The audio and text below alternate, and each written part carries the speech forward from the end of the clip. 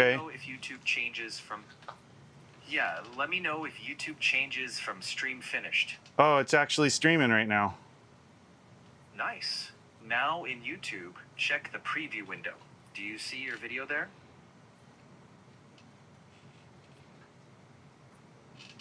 I do not. Okay, just double check.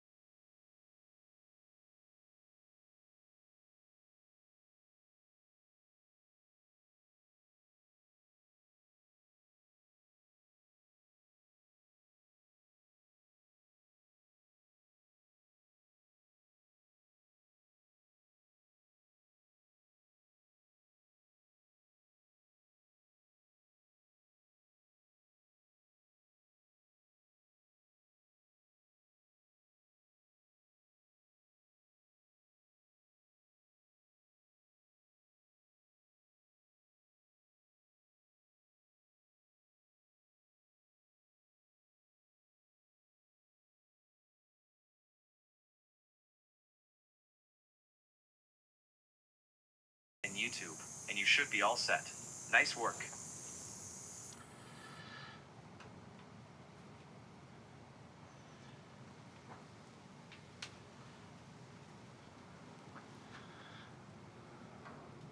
All right. We're live. You're live. Rocking and rolling. All right, everybody. Hey, so get this. This is the very first time I'm doing a live stream on my MrFlavorsmith YouTube channel. So welcome, everybody. And what I'd like to do today, like I said, brand new at this. I don't even know if anybody's going to watch it or not, and that's okay. It's my first time doing this. But I've got, what I'd like to do is I'd like to do a cook today. And the cook I'd like to do today is a whole chicken. And we're going to do beer can chicken. And what I'd like to do is I'd like to smoke this beer can chicken. So we're going to do it on my Weber 22-inch kettle grill that's been Spider Grills modified. And we're going to use the next level cooking system to get us just above those coals. And also with that next level cooking system, it has the ceramic heat stones in there. Let me show you what I'm talking about.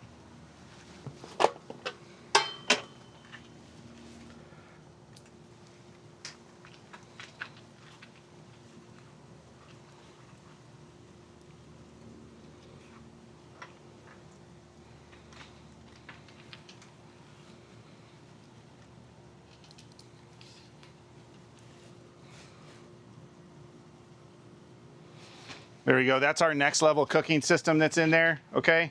And this is the ceramic heat stones are in there. It's 2 parts right there.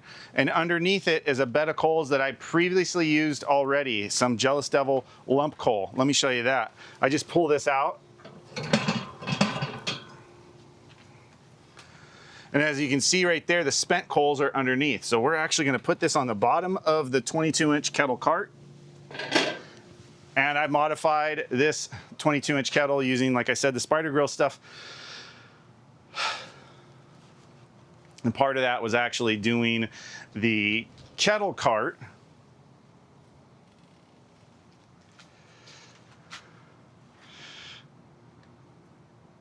There we go. And the kettle cart with a 3-inch lift kit on there by Spider Grills. It's really nice because I'm able to move it around my backyard, you know, and for me, that's really important.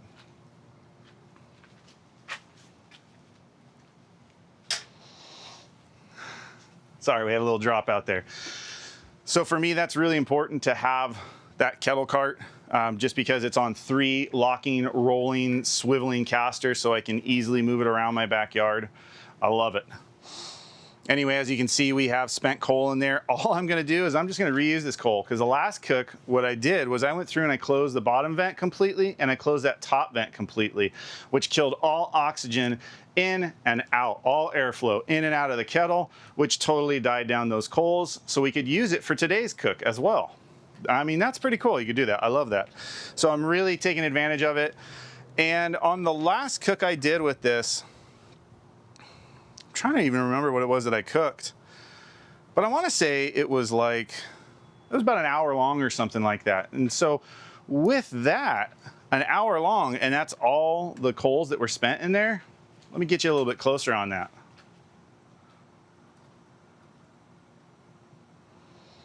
I mean, let's be honest. That's an hour of burnt coals. It barely did anything in there. So what we're gonna do is we're just gonna put one of these little guys. Hold on one second. I'll get to that in a second, but we're gonna put a little Jealous Devil bomb in the center there. We're gonna light that off, and then we're gonna let these kind of reheat up and I think that this is plenty of coals that we'll need. We won't need anything else. So what I need to go do right now though is I need to go get the wood chunks that we're gonna be using, and I will be right back in literally 1 minute.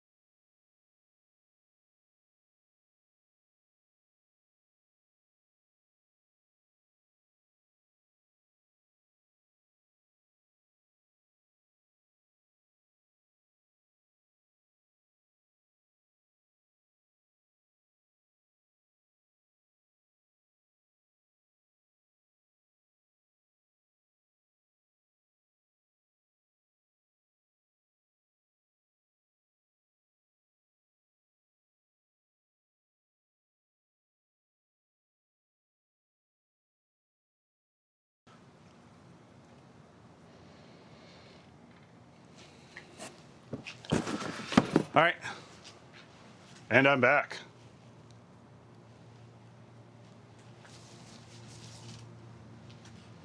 All right, so what we've got going on here is, this is my wood chunks that I use. I've used a bunch of other products out there. These things are readily available for me to get my tongs on, and they've worked really good for me. It's Western Premium Barbecue products, and they just make a whole bunch of different stuff. They are owned by Duraflame, so Duraflame also makes like B&B charcoal briquettes, and they make the Cowboy 100 degrees outside here. I am dying, but I am here for you guys, making sure we can do this fun adventure together. So I am probably only gonna need a couple of small chunks of this applewood, and we're gonna do a combination of applewood and we're gonna do some cherry wood. Same thing with the cherry wood. Here's something I do. I go to Home Depot, I get one of their buckets, and for like $7, I don't think they had this at Home Depot, but here is the screw on and off lid, and I just put this in there. And you know what? I don't even know where my cherry's at, so this is what we're gonna do. We're gonna do hickory and applewood. Hey, that'll be good. Now my favorite, honestly my favorite is pecan, but it is so hard to find pecan wood chunks in Southern California here. Like, I need to order them, and even sometimes that's kind of hard to do. So pecan is my favorite. Why is my pecan my favorite? Well, why is pecan my favorite?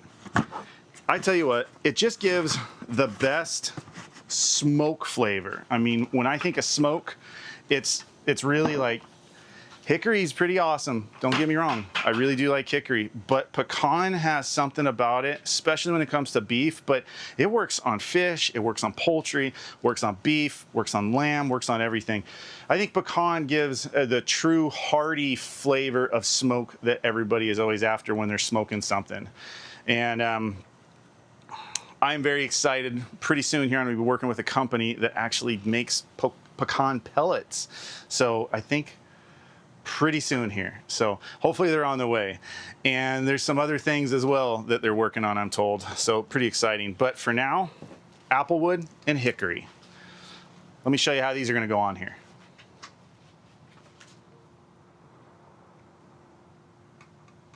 Bear with me, everybody.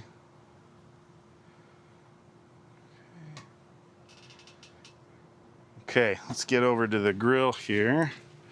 I'm basically going to light that little firebomb, put it right there in the center, and then I'm just going to get those coals nice and hot, and I'm just going to stick these around there like that. That's it. That's all we're doing. Let's get inside the V-gas unit right now and get all of our stuff set up that we need for today's cook.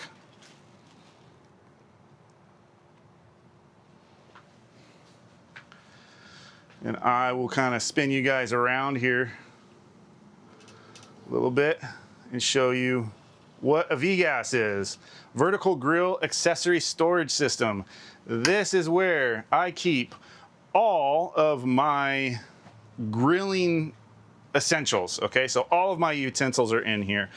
All of my grill grates are in here for like my 26-inch Weber kettle, for my 22-inch Weber, well actually on the inside here, it's for my 22-inch Weber kettle, my 22-inch Spider grills, Huntsman system that I have. I have stuff in here for my Monument Grills gas grill. I have stuff in here for my Z Grills pellet grill. I mean, I just have like everything. And then underneath, you see that little slot down there in the bottom.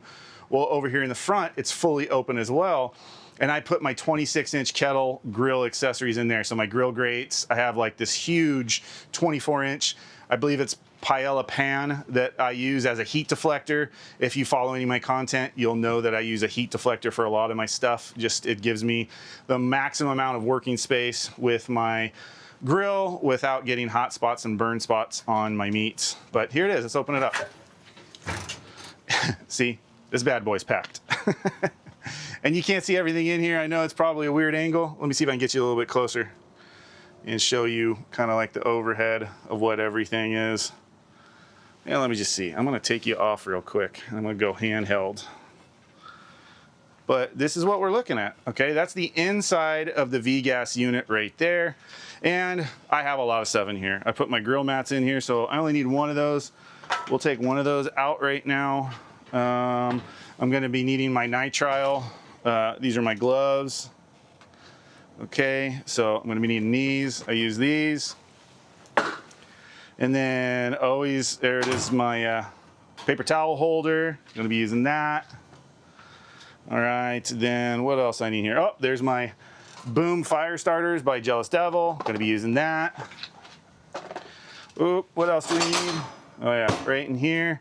My Boy Scout match. You know, everybody uses a match. I like to use a torch.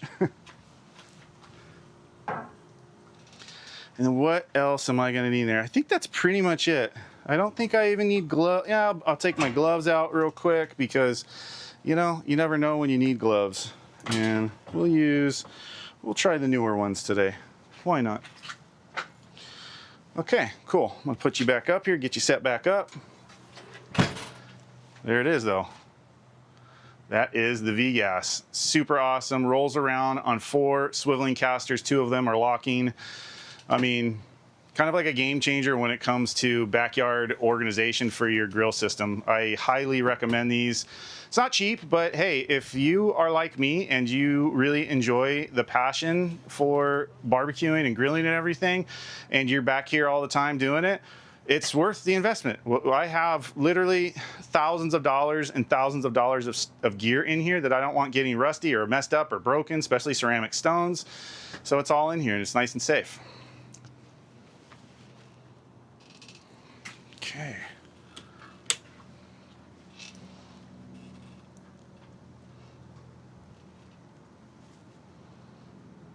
Okay. Just want you guys checking out that grill. Get you back to this view.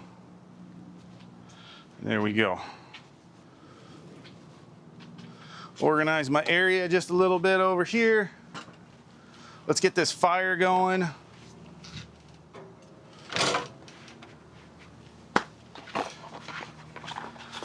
Let me get you an up close of what we are gonna be doing. Boom, up close.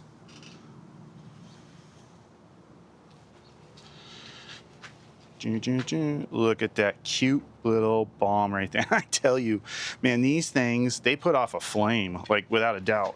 Oh, I need to get my tongs out of there. Oh, Vegas. There we go, tongs, right there. All right, so let me just take my wood out of here real quick. Okay. And I'm just gonna go in the center here. I wanna make another little hole like I had originally on my last cook. And that way I can put my little fire bomb right in there. There we go. Stick my fire bomb right there and then start kind of like piling stuff up around it once again. I don't wanna kill it, so I wanna make sure that, you know, it can breathe, but at the same time, we need to get some big coals kind of going there. And take that wick, get that wick exposed a little bit. I'm gonna try and use my Boy Scout match. Sometimes it doesn't work when I'm doing this. But if you've got it, why not?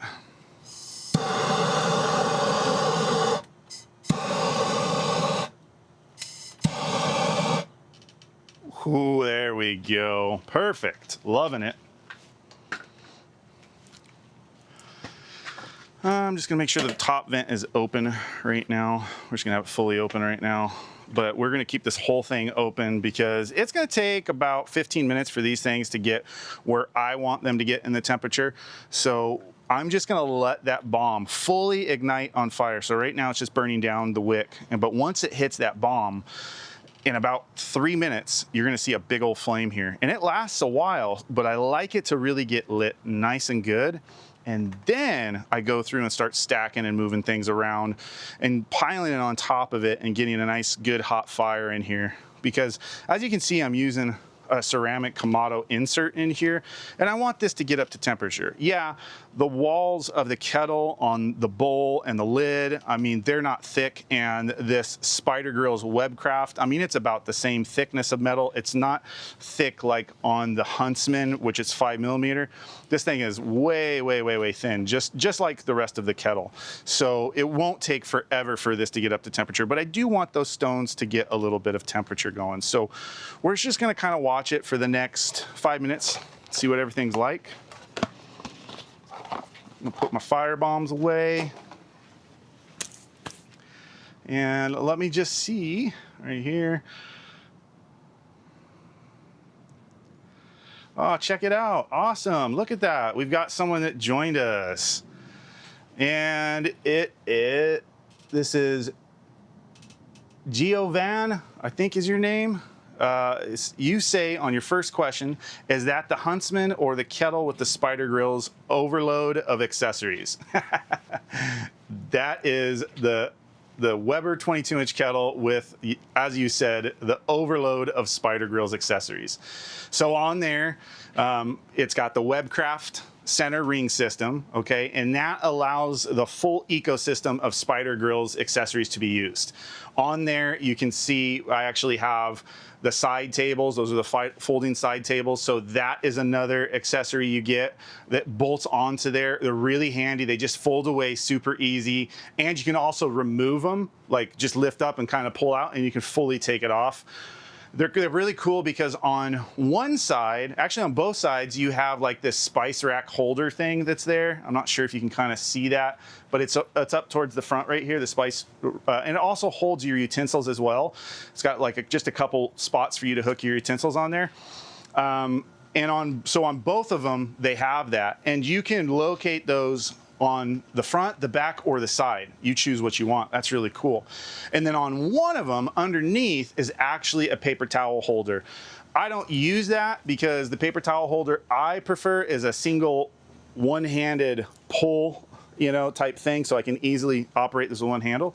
And then this also has the, when you have the Webcraft allows you to use the rotisserie system that's in there. And I gotta tell you, the motor and everything that's on that rotisserie kit, it's premium. And I've used a lot in the past. And usually the motor just is kind of like a dud and just not that cool. But the cool thing about the rotisserie motor on the Spider Grills is you can use their battery pack to run that thing. So you don't even need to be hardwired up, landlined, or anything like that. You just use this. And I use this to actually run the Venom heat controller as well. It's magnetic, sticks right under the heat controller. We'll get into that in a little bit, but super cool. And then what else do they have? Oh, because when you use the whole Webcraft center ring system, you're able to use the next level cooking system, which is the stone heat deflector system, which is what I'm using right now, okay? And you'll see that shortly here once again. It's really cool. Let me answer any other question. Oh, and then just to let you know, on top, I'm using a Woolly Bully. I'm using a Woolly Bully. Hold on one second. Hold on one second.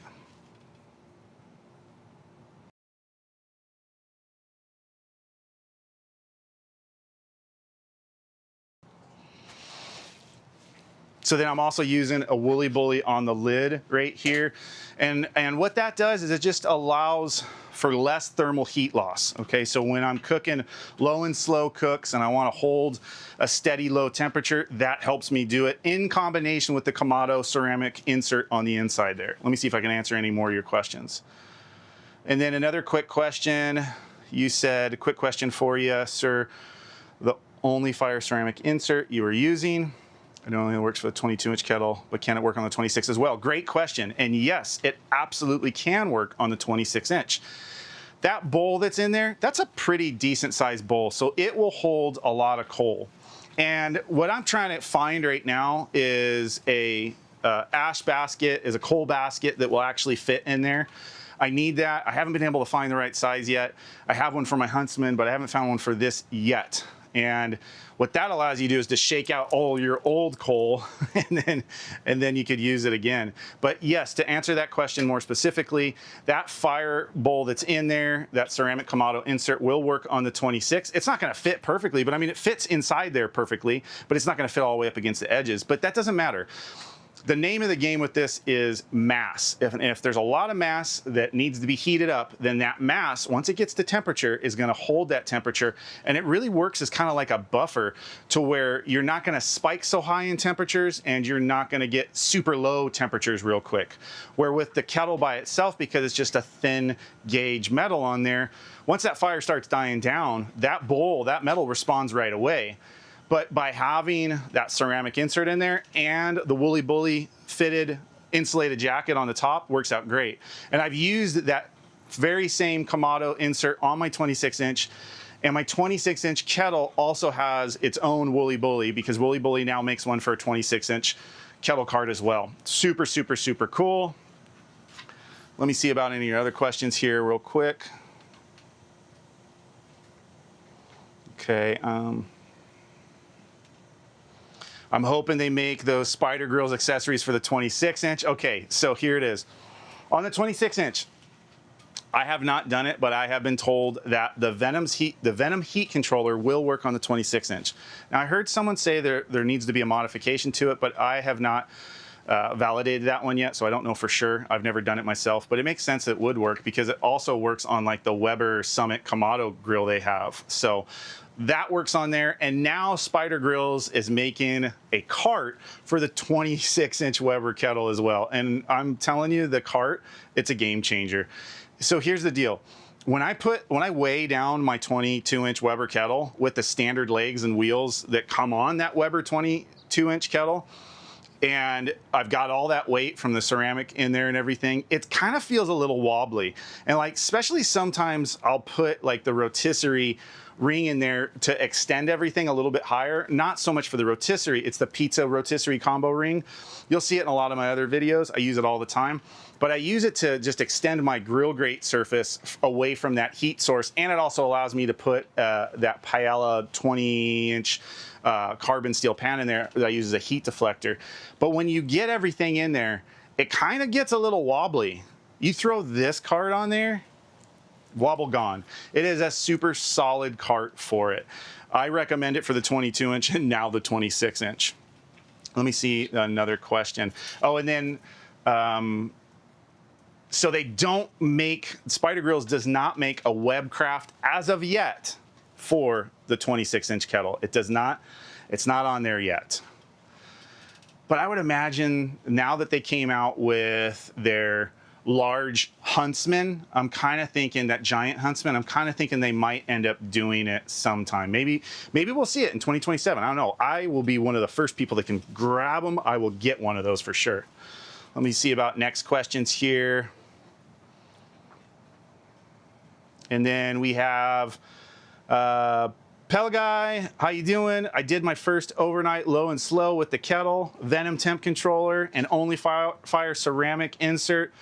I was blown away by the consistency. Isn't that awesome? I mean, it's a really cool combination.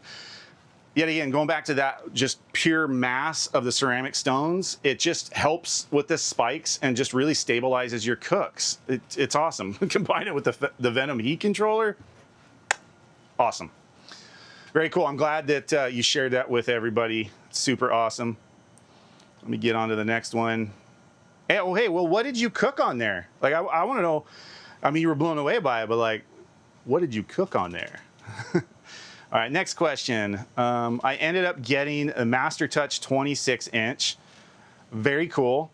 Woolly Bully for 26-inch. Spider Venom with the battery pack as well. Awesome. And I haven't read any of the other comments yet. Hopefully you used it. And I want to know, like, did you have to make any modifications with the I guess it would be the ash bucket or area down there to fit that Venom controller on there? Or was that Venom controller just able to hook up like it does on a 22-inch? But very cool. Thanks for getting that Woolly Bully. I mean, that Woolly Bully, it's a game changer for you. And I got to be honest with you, the owner and the creator of the Woolly Bully system, super cool guy. Let me tell you a quick little story about that. I was going to make a fitted insulated jacket system for kettles. I'd gone through like all of my designs and everything, locked down the factories I was going to be using, everything. And then I saw he came out with it. And I was like, you know what? His design, different than the one I was going to do. But I reached out to him and told him this. I was like, hey, I'm going to make this because it needed to be done. My design's different than yours, but you got a really solid design. And I just said, hey, instead of me working against you, let me help you out because I love this. Get me one of these and we'll get rocking and rolling. And I tell you what, I've made a bunch of content with it. I've cooked so many amazing meals with it on my 22-inch and my 26-inch.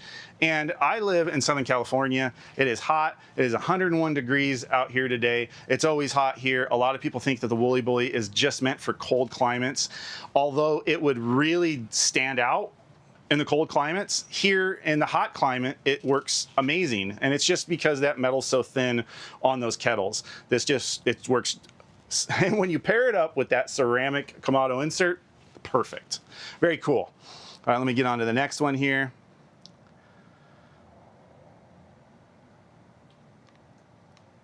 Oh yeah, so good statement here. I wish the Venom temp controller ash bucket that's built in to that Venom controller was the same size as the standard ash bucket that comes on the Weber kettle. I agree with you, but here's the deal.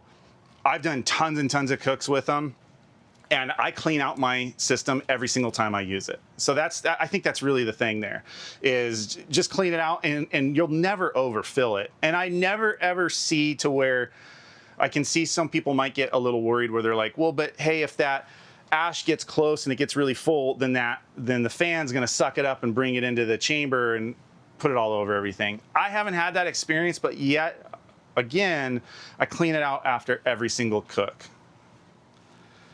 Okay. All right. Yeah, coming through here.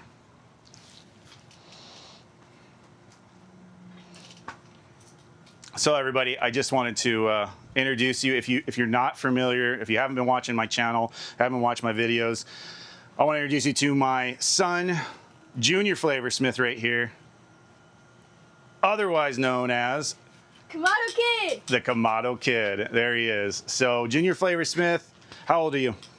I'm 9, about to turn 10.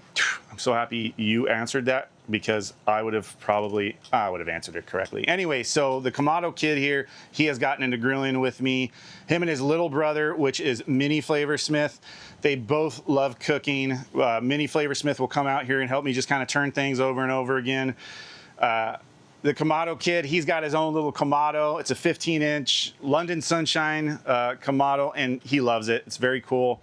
Cook on it a bunch. We need to cook on it more. What's your favorite thing to cook on your Kamado, bud? So far was the chicken. Chicken? Yeah. Chicken. But but in general, like, what's your favorite thing to cook? Like, what do you like to eat? Here, come over here. You guys step back so the camera gets you. What do you like to eat? I like to eat steak. Steak. Mashed potatoes. Okay, steak. Yeah. So really loves doing steaks. Loves doing chicken. We're doing chicken again right here, but we're gonna do it a little bit different. Anyway. We'll get back to you. He's gonna help me out with everything. So he's gonna step aside right now. We'll get into this. Let me answer just a couple quick questions and then we'll get to this. You wanna go jump in the pool? Me too, buddy. Okay, so then he says, someone said the only thing you need for the Venom on the 26-inch is the clips they sell for 20 bucks. I have it myself. The cart for the 26 is sold out, but when it's back in stock, I'm ordering it. Laugh out loud. Okay, cool. So there's special clips, and that's what I thought. I thought there was some element that went to it that you needed in addition to just having the Venom heat controller for that 26-inch. So perfect. Thank you for clarifying that. I really appreciate that. And then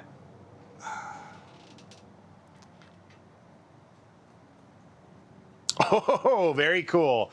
All right. So you also say this. You said, I asked Spider Grills about the Webcraft for the 26-inch, and they said that they are planning on it, so I cannot wait. That's great news. I figured that they would be working on it.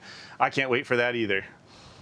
And then, all right. Then next question was, oh, no, statement. All right, Pell Guy, awesome. Oh, it was a pork butt, something easy and forgiving. Yeah, you know what? That's what's great about pork butt is, I mean, it is extremely forgiving and perfect for anytime you get a new cooker or you want to try something new, a little bit different, maybe a different charcoal, maybe just a different wood, whatever it is, right? You're not sure about it. Pork butt, you really can't mess it up. It's extremely forgiving. It has so much fat in there and everything that it really prevents things from getting, too dry or anything like that. And so I love it. Good call on that one. Very cool. Then, and you also said, Pell Guy, you said it was nice to be able to sleep through the night. So true.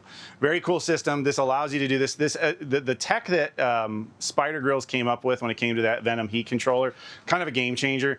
And I tell you what's really cool is I have it hooked up to the Wi-Fi at my house. And so I'm able to use my cell phone and monitor it when I'm driving around town running errands, because I've got 2 young boys and sometimes, things just happen. And what I've done, and I said this in just a podcast recently where I paused the cook because I was worried that it was going to get to be done before I was back. So what I did was took it from 275 all the way down to 200, and then it just like paused out, right? And then when I got about 10 minutes away from the house, I took it back up to 275, and then by the time I got here, it was 250. I mean, that's just to have that type of, maneuverability to be able to adjust on the fly and to be able to do it remotely from your car. I mean, that's pretty awesome. So very cool. If you guys are not Spider Grills diehard enthusiasts, I promise you will be as soon as you start getting their gear. Here it is. I was in manufacturing. I manufactured consumer goods for the sporting goods industry as a CEO of a company for 20 years.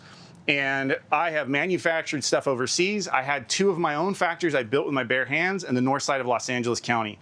We did a lot of stuff in-house. Like 99% of the stuff we did was in-house. It was awesome. And what I've co-authored like 12 patents, US patents and everything on multiple designs where my designs went through and actually won world championship competitions and stuff. And quality for me is a big one. When I see something that's built well, or let's say when I see something that's designed well, then built well, that just really gets me going. And Spider Girl's products are those. They are the attention to detail on their designs on every single thing that they've done right out of the gate, honestly, because they're not that old of a company, has blown me away. And then to back it up, when I receive these products and I see these products and I put them together and I get my hands on them and I just assembling everything, like, man, some of the just the little knurled knob screws for your, you know, I think it was applying the cart onto the ash bucket on the kettle, laser engraved with the logo on there. The threads were perfect. Everything was really, really good. The assembly on everything goes really well. I mean, for me, my personal experiences, I've heard some people say other on some, but there's always going to be, you know, little mishaps here and there. But like just the quality of the materials they're using, the attention to detail, I'm very surprised by that. I don't see a lot of that. And it's just really great to see that. And then to see like the Venom heat controller work so good. And I've used a lot of other heat controllers, and this one just still right now, it's my #1.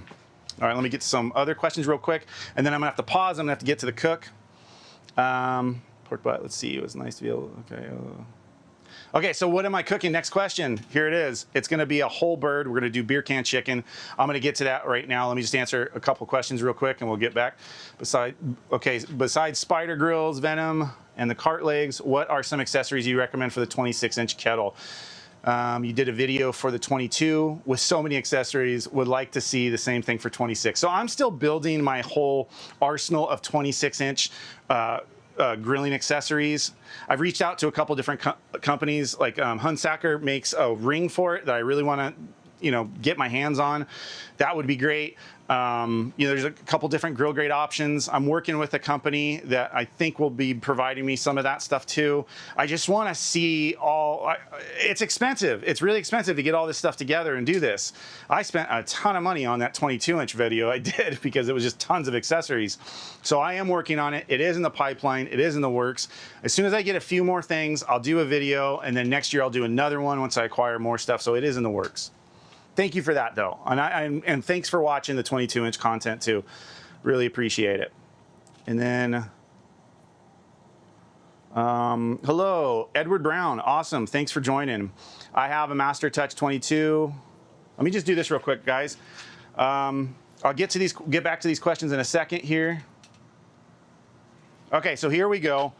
Let me just make sure we're picture in picture on here. Let me get you a little bit closer in so you can see what's going on.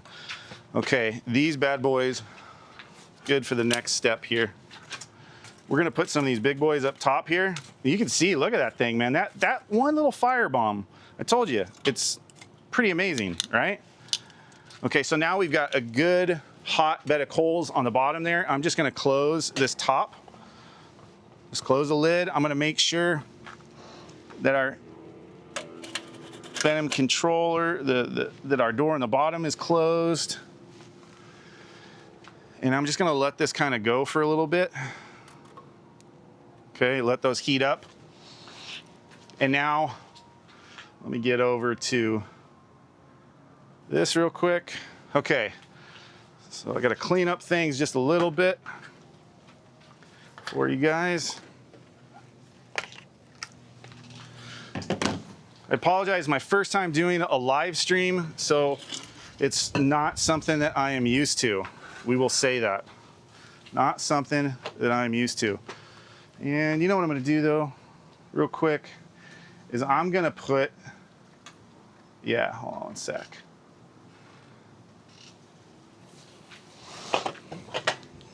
I'm gonna put these chunks of wood in here. I'm just gonna put them like off to the side right now because I want them to kind of get heated up. Now, I don't know if this is correct or not, but I feel that when those things hit about 250 degrees temperature, Fahrenheit, that they end up smoking a cleaner smoke out the get-go. I don't know if that's true or not, but it might be. Let me switch you guys around real quick so you can kind of see what's going on over here a little bit better. All right, here we go.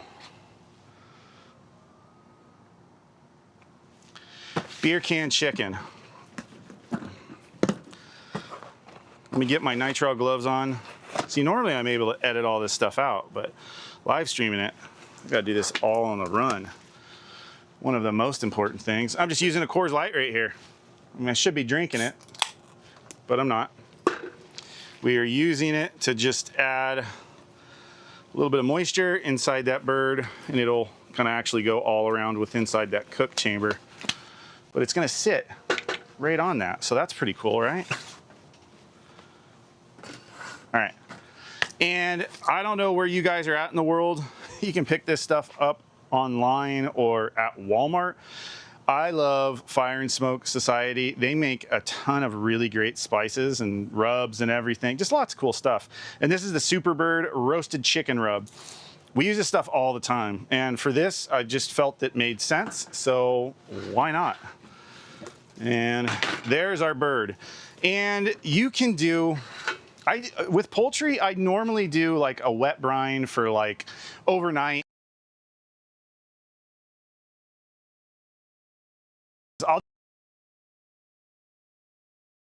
chicken, smoked beer can chicken with a beer in it, and just, you know, seasoned on the outside. That's it. So what I'm gonna do right now is I'm just gonna go through and I'm just gonna season this.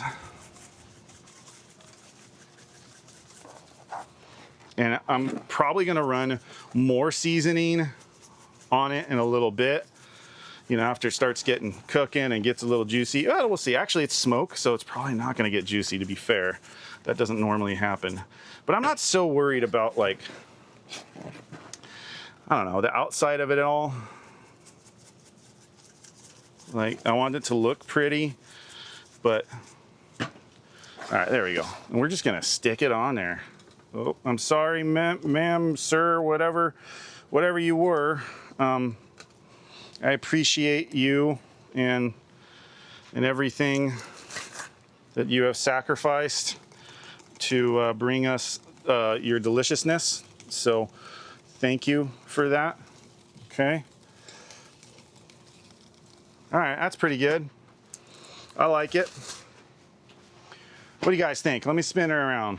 I don't know why I'm referring to it as a her. I'm sorry for the ladies out there. Let me just spin this bird around. I mean, it looks pretty, right? Right? Yeah. So that's it. Now let's stick it on. Boom, boom. Here we go. Okay, back to the grill.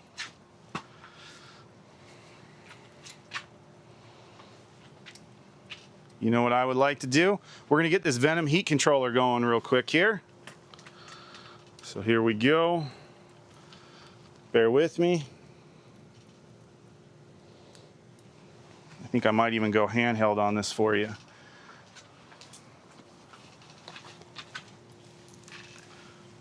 But this is what I'm gonna do. So here it is. Here's the battery pack, okay? And so what you do is you've got your lead over here, plug it in, get it and twist, and it locks in. And this is the cool thing. Check this out. Boom, magnetic. I love it. I don't know if you need to, but I usually push that button on once. And then now it engaged and said, and here, you know what I'm gonna do is I'm just gonna bring you right here. Handheld, here we go. Okay, and we're just gonna run it off of here. We're not gonna run it off the app today. So it usually comes on when it gets a power source into it. So then we have to turn it on again. There we go. And it's already reading 210 degrees Fahrenheit. Okay, so we're gonna set the temperature. It's telling us to close the draft door below, and it's telling us, all right, so here we go. We're gonna set it at, I'm gonna go with, I like to do this You know, we'll go at 250 in the beginning, but we're gonna bump this up to 275.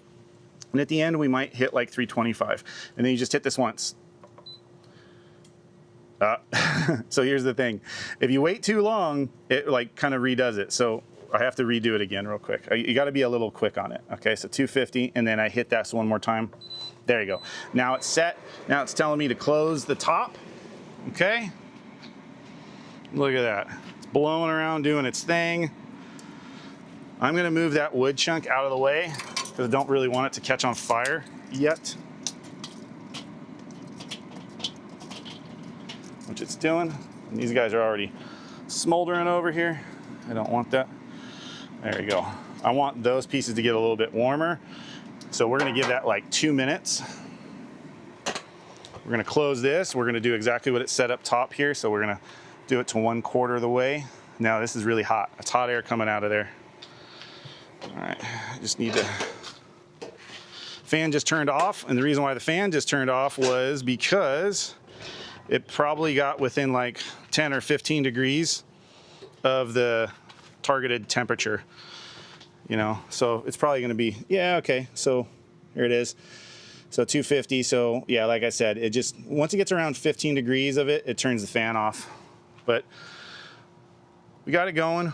We have some smoke coming out of there right now. All right.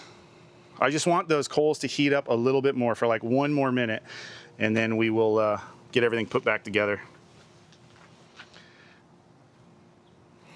Whoa, you guys almost saw me without my glasses on.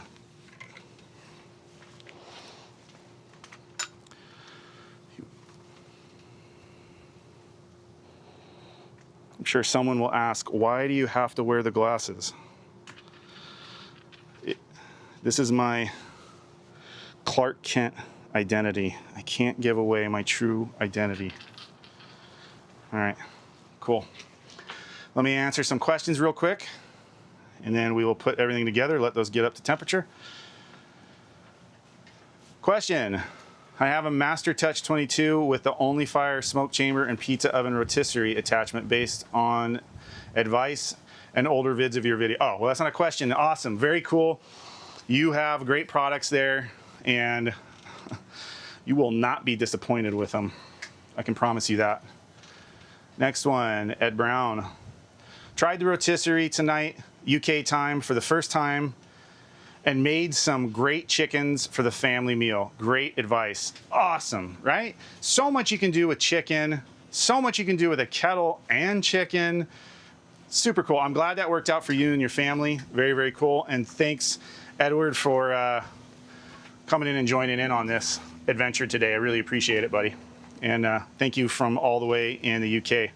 You guys are awesome over there. I used to go to UK a bunch, go to England for World Cup competition, and then on the other side of the bridge in Wales, I had an archery competition that I used to throw called the Doinker Masters. Very cool place over there. I love it over there. Hopefully someday I can get over there as a cooking guy. And then next question from you, or next statement, comment from you, Edward, is, have you had experience or know of anyone who is using CNC for custom grill plates? Man, I do know people that do that. And I do know people, I used to have a machine shop. And so when I got into this space, that was the very first thing I was gonna do. I was like, you know, I had this really awesome Haas vertical mill.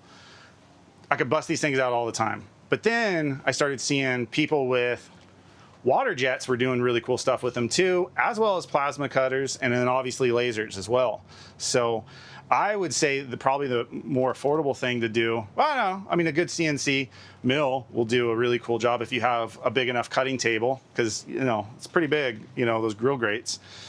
But I don't have anybody that's off the top of my mind right now, unfortunately, to be able to tell you that. But hey, if anybody is watching this live or watching this as a recorded video, put it in the comments if you know somebody that does custom CNC or laser cut grill grates, because that's just kind of something cool to have. I do have one actually coming from a manufacturer and I believe it's up for my 22-inch kettle. So I will be doing a video on it pretty soon. They said they were back ordered for a little while because it was the grilling season, so everybody was ordering grilling stuff. So, but it is in the works on a future video coming up, and you're gonna like to actually see these because it's cold grate system that's really cool, and the grill grate as well. But the cold grate is actually the cutout one. Let's see. Yeah, okay, so those are gonna be the examples. All right, now let me get back over to here. We'll get going on this.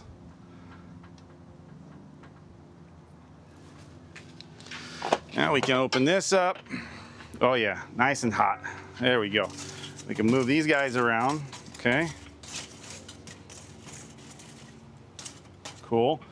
I'm gonna put, this big chunk was the hickory chunk, so I'm just gonna put that right there, and then I'm gonna put this right there. That was our applewood chunk. I'm gonna put that one right there, and I'm gonna put this one like over here. Okay, cool. I'm gonna put my grill gloves on, and I just wanna make sure this is high enough for you guys.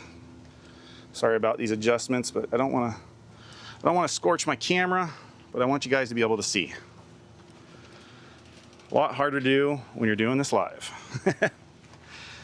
All right, here we go. We're gonna put our next level ceramic heat deflector system by Spider Grills in here. Just sits down on the bottom there. All right. And to get that bird off of there, I'm using a 10-inch trivet. That's it. And the only reason why I'm doing this is I don't want that pan from the fat that's rendering down on the bird to get onto that pan and just get scorched. So this is just giving a buffer in between there. And then here we go. Chicken going in. Check that out. We're gonna go handheld real quick here. Just want you guys to see how cool that is. Beer can chicken. Beer can chicken doing its thing. All right. Ladies and gentlemen, I'm sorry real quick, but I actually have to take some photos of this because it's been a while since I did beer can chicken. Okay, we're gonna close that up. There we go. So it's gonna overshoot on temperature because I should have actually paused the cook, but I didn't do that. And you know, I never do it. Can you do it? Sure. But you know what, this chicken is raw right now, so it's not like I'm gonna overcook it right now. Cool. Cool, cool, cool. Let me give you guys a little bit different of a perspective.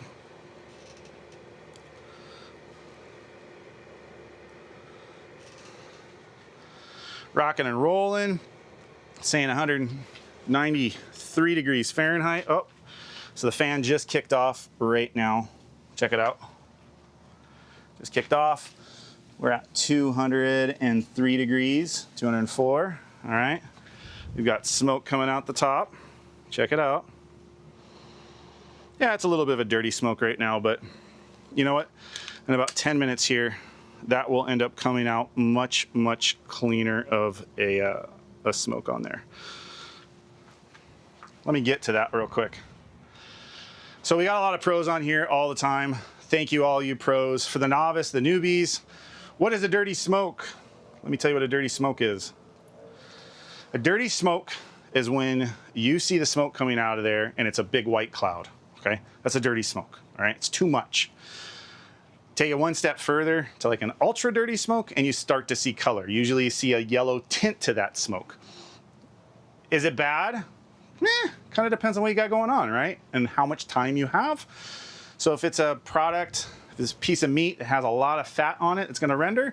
A lot of times, even a dirty smoke will come out okay because that fat, the juices that are coming out of that meat will kind of take away some of that bitterness. But a dirty smoke will often give you a bitter, undesirable flavor, we'll say. And so if you're trying to do a cook for your wife and impress your wife or your friends for the first time, stay away from a dirty smoke. And I also recommend smoking either poultry, because it's very, very, even with that kind of bitter smoke flavor to it, like poultry's kind of a funny one. It does really good. That, and then obviously you know, pork butt too. Those are really kind of forgiving in my book, all right?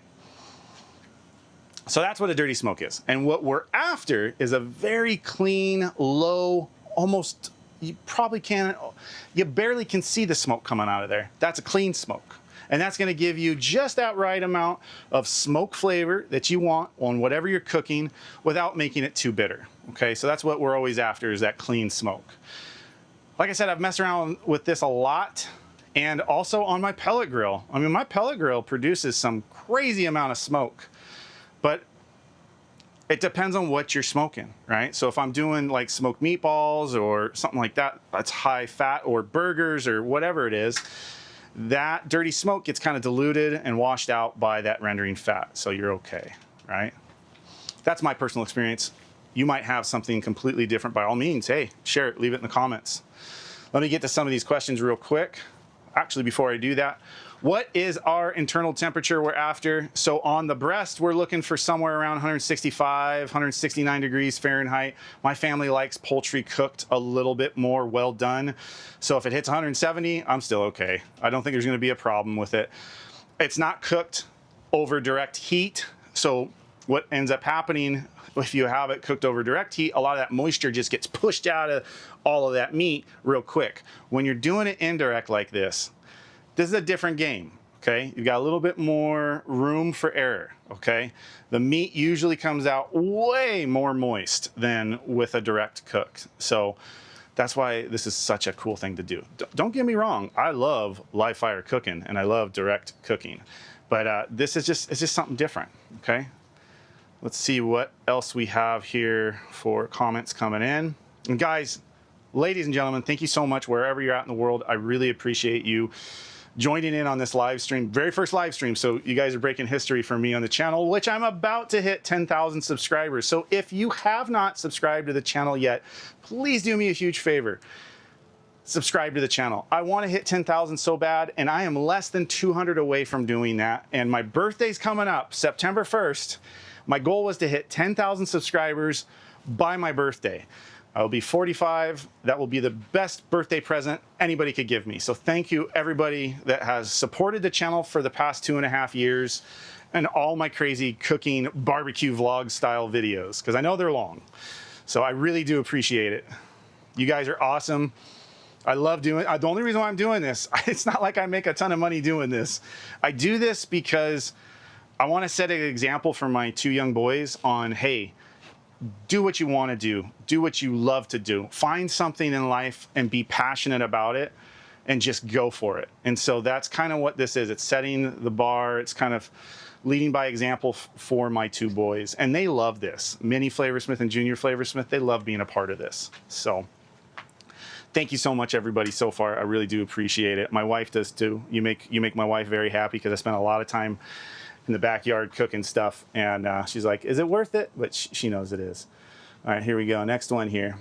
All right, would you say the Webcraft, since it raises the grill grate, do you still get a good sear? Okay, let me think about this real quick. Webcraft.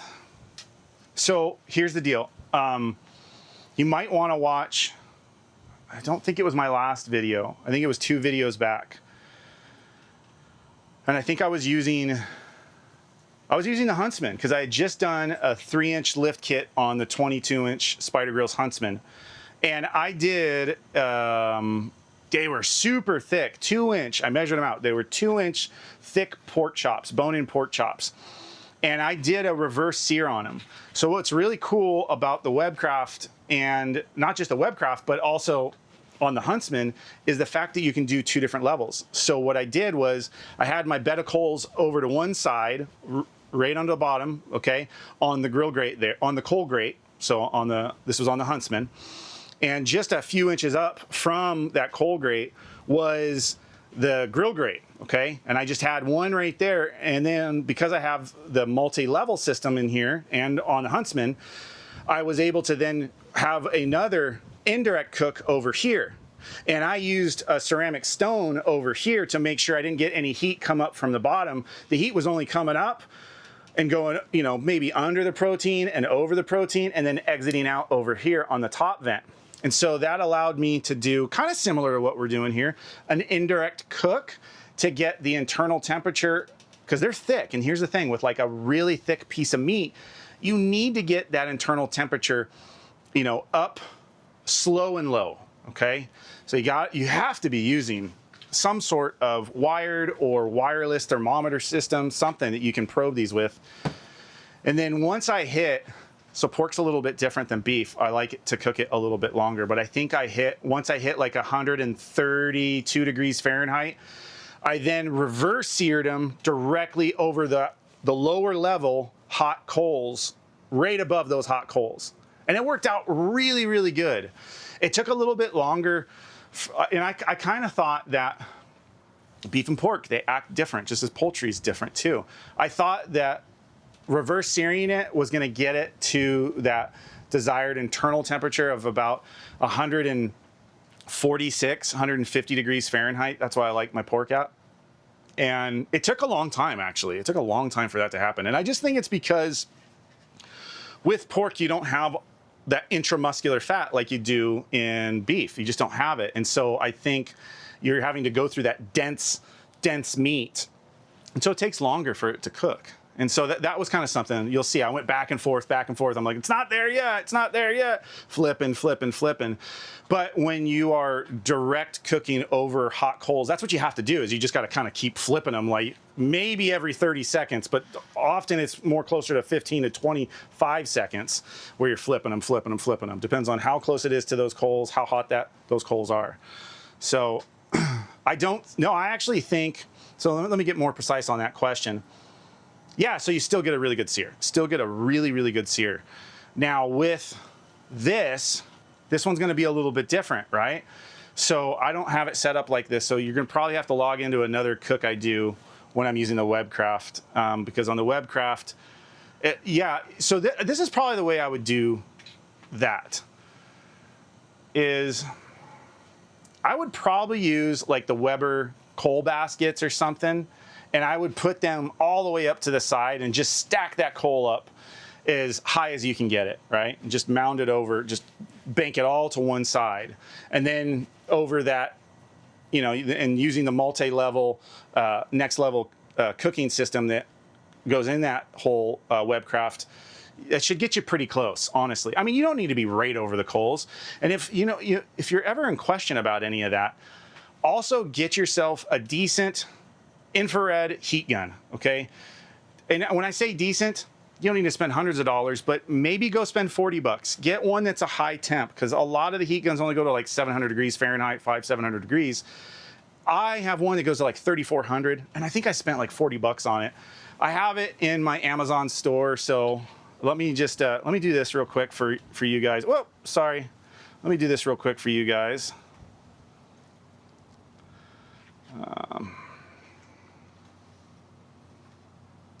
So here it is. So right here, but on this side over here, right there it is. Okay. If you scan that with your phone right now, that's going to take you directly over to my MrFlavorsmith Amazon storefront. And on my MrFlavorsmith Amazon storefront, I have everything broken down into different like categories. Okay. And I believe the temp probes and everything I use and the heat guns and stuff, that's in, I think it's a thermometer section or something like that. Just go check it out. I don't have a ton of categories in there, but I have a lot of really cool stuff in there. Basically like 95% of what I use on all my cooking is in that store. Now the Spider Grill stuff, not so much, because they don't sell a lot of that stuff on Amazon. I think it's really just because they can't keep the stuff in stock because everybody wants it so much, and so it'd be really hard to keep it in stock on Amazon too. So growing pains of a small company, that's really awesome to have. So I know a lot of people get frustrated with their inventory of things, Spider Grills, but I promise you, wait for your order, put an order in, you're gonna love it, and when you get it, just hit me back up and be like, Eric, you were right. Ah, MrFlavorsmith, you were right. Can't edit that out. All right. And then also, guys, if you are into backyard grilling, cooking, whatever it is, and you want maybe another source of different information and stuff, I am now the co-host of a barbecue podcast called V Grillers Podcast. We are here on YouTube. We run it on YouTube. I think that's probably your best experience because you're going to see the visuals of myself, the host, which is the CEO of VGas, George. He's the host, I'm the co-host, and we always have guests on. I just wrapped up another podcast episode. I think it was our 9th one just before I did this live stream. Super cool guy on there. Luke Anderson, I believe it was Big Blue Grillin' is what he goes by. He's a Weber guy.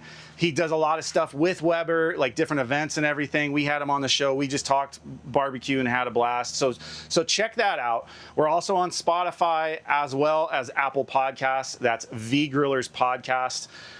Like I said, we're new to it. We're only 9 episodes into it, but we're not slowing down. It's just going to, and we have a lot of really great guests on there. And we try to do that every week. And if we can't get a guest on there, it'll be like my kids or something, which we've had fun with both Junior Flavorsmith and Mini Flavorsmith on there. It's been a lot of fun. But check out that shop right there. Scan it with your phone. It'll take you directly to my Mr. Flavorsmith Amazon shop, and you can see all the stuff I have on there. And, you know, if it's not there, then look in the links below in the video description of all my channel, all my videos and everything. You're going to see some of the affiliates that I work with as well. Not all of them, but some of them are there. And it'll take you over to Spider Grills, take you over to Monument Grills, take you over to Z Grills, you know, whatever it is. And I really appreciate your support, and you're making my wife happy, honestly. All right, let's get to a couple more questions, and then I'm going to probe this bird and get the wireless thermometers going.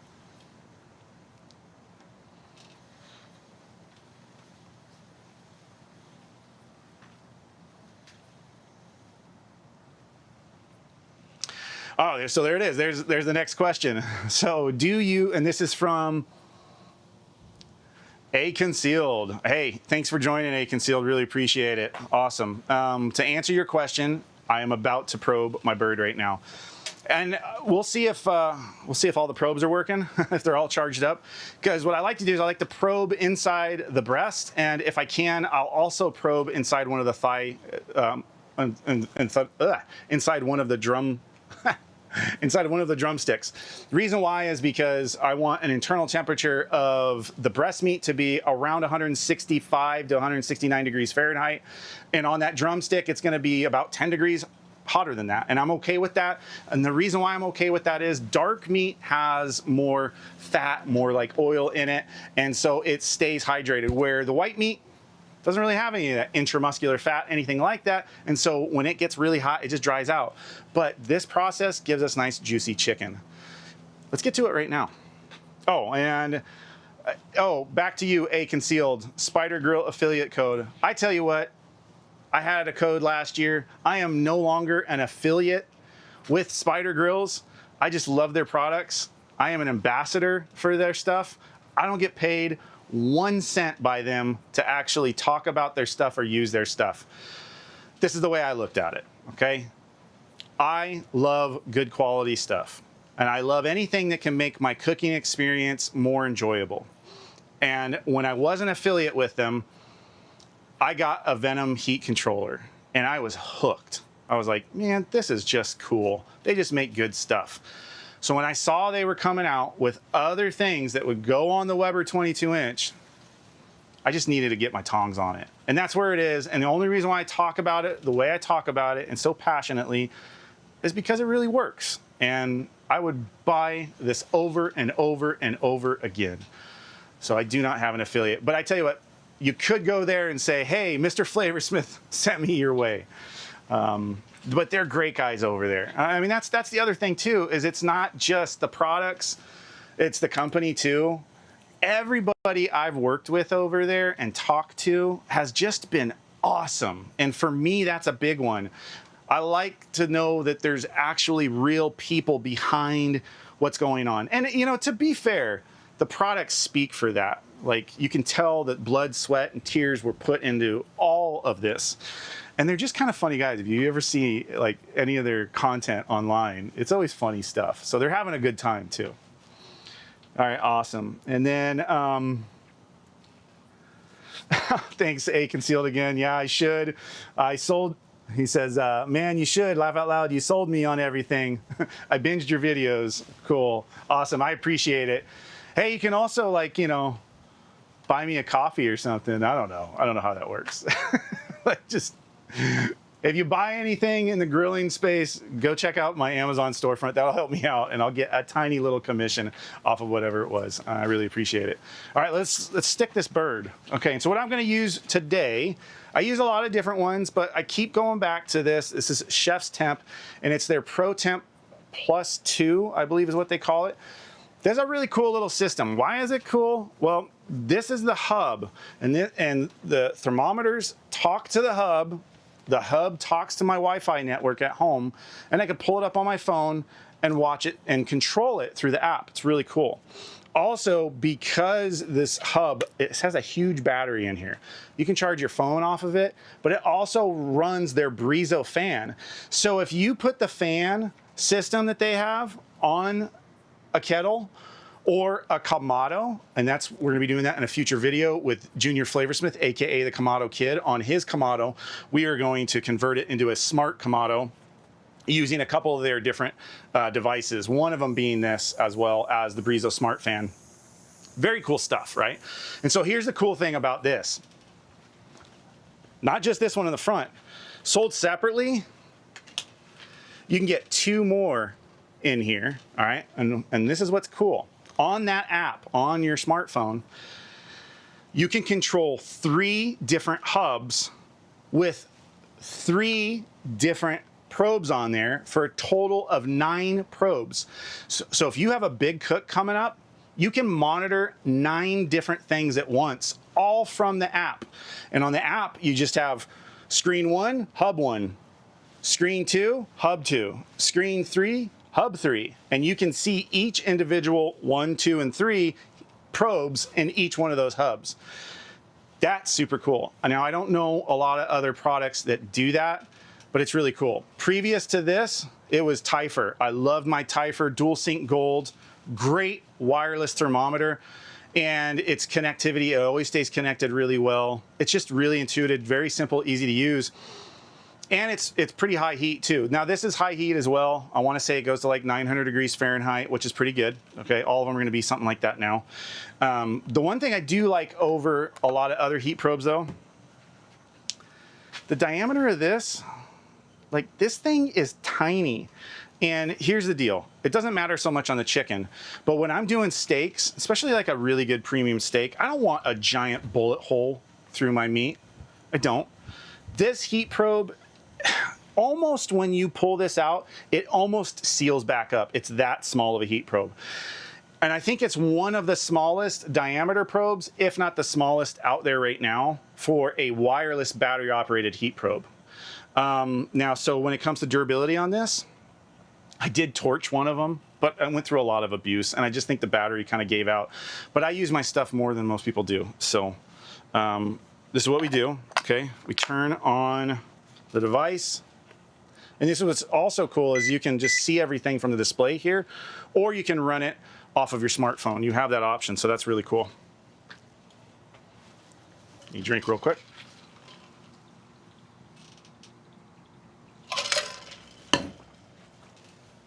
And then to actually get it going, just pull one out. You want it to read, and it takes a second for that to happen. Hopefully it works today. It shows that one is out. There you go, 97 degrees, ambient temperature 99. Okay, there we go. I think you can probably see that. Maybe you can't. I don't know. Here we go. Let me see. Maybe you can see it, maybe you can't see it. Not sure. Anyway, there it is. So we're gonna stick this in the bird right now. Let me pin you guys over. All right, and we're gonna get close. Let's get close. Let's open this up. Okay. And I think what I like to do, so this is the breast meat. This is the side that I really care the most about, and we're just gonna go straight in that bad boy right there in the center. And there's two little black marked lines. You want it to be right in the center of both of those black lines. You do not want to bury it down to the base to where that black band is not exposed, because that's the transmitter, okay? And let me see if I can get another one going real quick here. And I'm not so worried about this other one.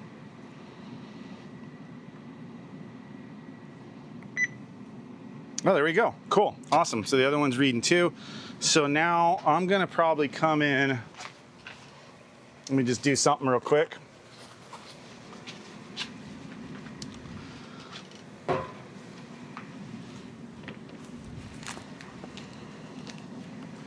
So spin this around so you guys can see kind of what I'm doing here.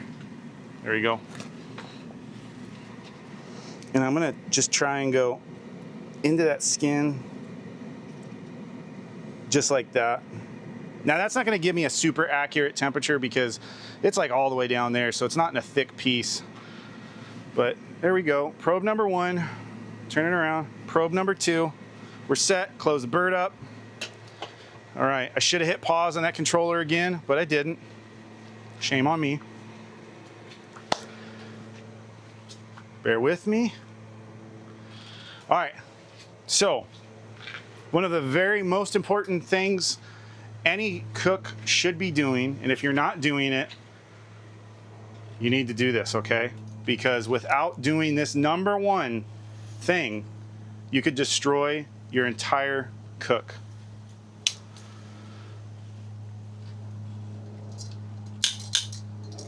If you know, you know. If you don't do that, disaster could happen. And guess what, ladies and gentlemen? We are smoking up a bird. All right. Pretty excited about that. Let's get back to this real quick. Let me see if I can answer any more questions. Oh, it is hot out here. All right, here we go. Here we go. We've got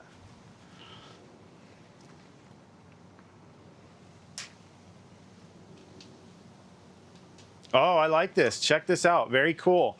So A Concealed, thank you so much for sharing, buddy. Appreciate it. He says, industry secret / technique to probe after it's been cooking a bit as opposed to raw bird. Oh, so that was a question. So here's the deal. Honestly, I don't worry about probing it right away because it's not going to go and cook super quick. So, and that's how I am with everything. I just got so much going on. Yeah, probe it right in the beginning. By all means, go for it. Probe it in the beginning. But if you let it go 20 minutes, 30 minutes, it's not going to affect anything. Open it up, stick that bird. And there is no real technique for that one. I could lie to you, but I don't want to do that. Good question, though. Hey, so do me a favor. If you are still on here and you are viewing it right now, we are an hour and 17 minutes into this live cook, and the cook really just got going. So what are we... Tell me where you guys are from. I would love to hear that. Like, give me a city, give me a state, give me a city, give me a country. Where are you guys from?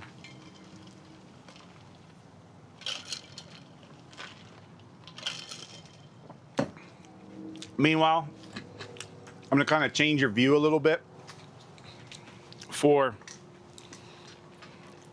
the grill setup. Oh, but I do want to do this. Check this out. Oh, look at that. So that right there, that is a clean smoke. That's what I was talking about. Clean smoke. Check it out. Yeah, not overpowering. It's doing its thing. But to be fair, it's probably going to get cleaner. But this usually happens like this when you're around that 275, 300 range. And, you know, I'm pretty sure we were close to 300 there.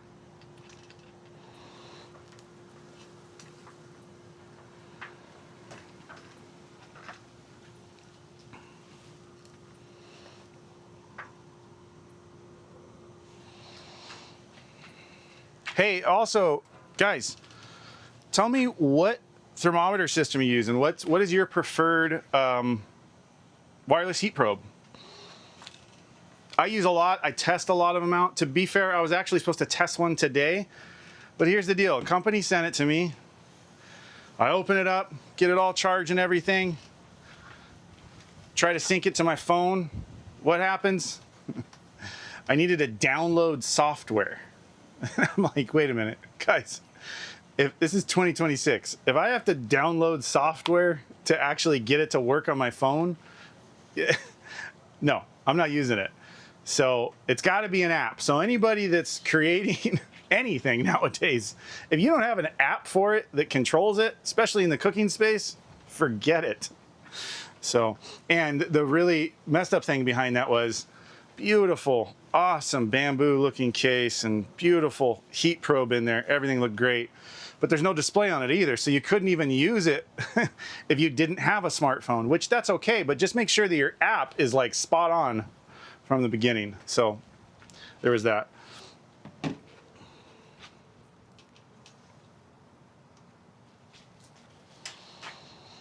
So this is what I was thinking, since, you know, we have time. I thought I'd brew up some coffee and I'd sit down and have a coffee with you guys. And I'd show you the other world that I'm into now. So the other world that I'm into is coffee with MrFlavorsmith. And what I'm doing with that is, it's another journey for me that I figured there's so much to this that I would share it with everybody, because I can't be the only person out there that wants to drink black coffee and enjoy it. But to date, at 44, almost 45 years old, I have never been able to enjoy black coffee.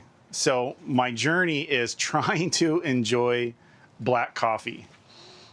I don't know if I'm ever going to be able to actually do that, but I'm trying.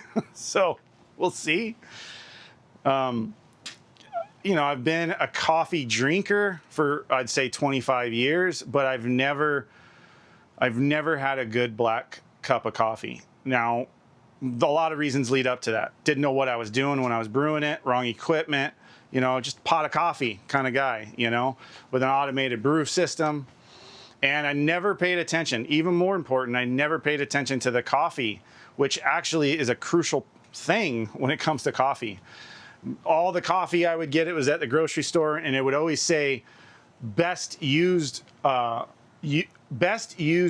date, which sometimes is 2 years in advance. Where when you're looking for coffee, it needs to be a roasted on date, and you want to be within a few weeks from when it was roasted. Okay, that's a big one. Now, I'm not bougie when it comes to my coffee. I like flavored coffee. I just do. I don't know what it is. I like chocolate cherry flavored coffee. I like chocolate raspberry flavored coffee. So I do like some bougie coffees too, but I do like the cheap stuff.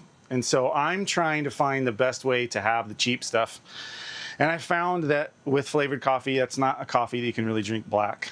So that's always going to have a creamer in it. And I'm making my own creamers. And I was a Coffee Mate person, a sugar-free Coffee Mate person. But I also have another channel where health is a big thing for me. Being metabolically fit is a big thing for me. I'm at that point in my age. I got up to 300 pounds. You can see in my videos earlier this year. I just look bigger than I do right now, hopefully, as now I'm just about to hit the 260 range. So I feel great. Everything's amazing. And I did it on carnivore diet. So I have another channel that I've had for about a year now. I've gone on and off the diet to show the ups and the downs and everything. I'm working on editing a video right now where I fasted for 3 days, took a couple days off, then fasted for 4 days, and show you my glucose levels, my ketone levels, my blood work, a lot of different things, blood pressure, weight, and everything. And the carnivore diet works. It really does. You know, you eliminate carbs, sugar out of your system as best as you can, and you're just going to get healthy. Like, I mean, for me, it's been amazing. And I feel inflammations out of my arms and out of my legs and out of my back, and I can breathe through my nose, so many different things. But to kind of wrap back around how I discovered why my Coffee Mate creamer was so bad for me, I thought it actually had dairy products in it. I thought it was a creamer. Well, I didn't read the labels, and on the back of it, it's a lot of seed oils in there. And I'm like, seed oils? What are these in here? It's like emulsifiers, stabilizers, thickeners, and all these different things, which end up, now that I know, a lot of seed oils are really bad for you. And a lot of the butter I had was like, there was no real dairy in it. It was like seed oil based. So I switched over to milk, cream, salt, butter. And when it comes to my creamer, it's cream, it's milk, it's cane sugar, which isn't great for you, but it's not a processed sugar either. So, and there's such a little amount in there that it doesn't ever really throw me out of ketosis or anything. And when I have it, and I have a lot of coffee now. I've got so much going on in my life. I need the caffeine to keep me going. And so I make my own creamers too, using half and half, using whipping cream, and then really great natural ingredients. So like vanilla bean paste, a couple of different really natural extracts, maple syrup extract, I believe it's cocoa powder, which is basically like cocoa powder. I don't know, but it's a really good one. It's like a cinnamon, something like that. So I'm not really great with all the names of everything yet. But on my Coffee with Mr. Flavorsmith videos that I've been doing on this channel, which I think I have 3 or 4, I'm actually going to delete those, and I'm going to move those over to a whole new channel that I just started that's Coffee with Mr. Flavorsmith. And when I do the live streams like this, I'm going to brew up some coffee, talk about coffee in between the cooks as well. Because there's a lot of downtime on these cooks when you're doing live, and I want to kind of keep things going. Especially when I don't have questions coming in from people or anything like that. So right now it's kind of a slow time. We're going for about an hour and 26 minutes now. But hey, we've had a decent amount of views. This has been great. I'm pushing like 50 views, which is awesome. And I expected 5. So guys, thank you so much for joining in, asking these questions. I've really enjoyed it. All right, now let me show you this though. Let me show you this, guys. I want to show you this. We'll get back to the grill cam. We'll go handheld real quick because check this out. Now, this is what is considered a clean smoke. It is so little smoke coming out of here. It's just a little tiny bit that's coming out of there. You could almost barely see it. I don't even know if you guys are picking it up on the camera. That is a clean smoke.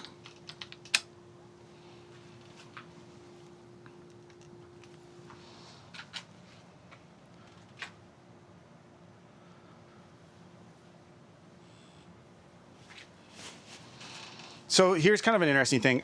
So, like I told you, I have a podcast that I do where I'm a co-host, and we have a lot of really great cooking enthusiasts, content creators, really big names in the grilling space on a national level. They travel all over the country doing stuff, and they do cooking, just everything. They'll do cooking demonstrations, cooking schools, clinics, things like that. Well, one of the guys on there, he's out of like San Diego area, in Southern California here, out of Chula Vista. And that's Joe Berrigan's SD. You can find him on Instagram and on Facebook, and I believe also here on YouTube at Joe Berrigan's SD. Or maybe it's just Berrigan's SD. But just look for it. Super cool guy. He does a lot of like shorts, reels and stuff. He does amazing content for pizzas. Like, his pizzas, man, every time I watch one of his videos, they're just so awesome. But he does a lot of stuff. He was like an Oklahoma Joe guy for a while. Now he's doing a lot of kettle content. So he's doing a lot of really cool kettle content on just a super basic setup. No frills, nothing fancy like this, just real basic kettle content you guys are going to love. Go check him out, man. He does some really cool stuff. Well, he went to the Memphis in May, the big giant barbecue competition back east just this last month, a few weeks ago. And he said something really interesting to me. it was his first time there. He didn't do like a lot of crazy content creation or anything like that. He just wanted to be in the moment, enjoy the experience, which I get, you know, the whole ritual, you know, the whole art of this thing. It's really awesome. That's what I fell in love with when I was a young boy. And he said something kind of cool. He was working on some I think he said they were gravity charcoal smokers. And what was interesting is he said the guys there in Memphis, like the local guys, they don't use wood chunks. Like, they don't do that when they're smoking, but they do use, I think it was Royal Oak was what he said, which is you know, a coal manufacturer back east. I mean, it's big everywhere, but they're really big back east.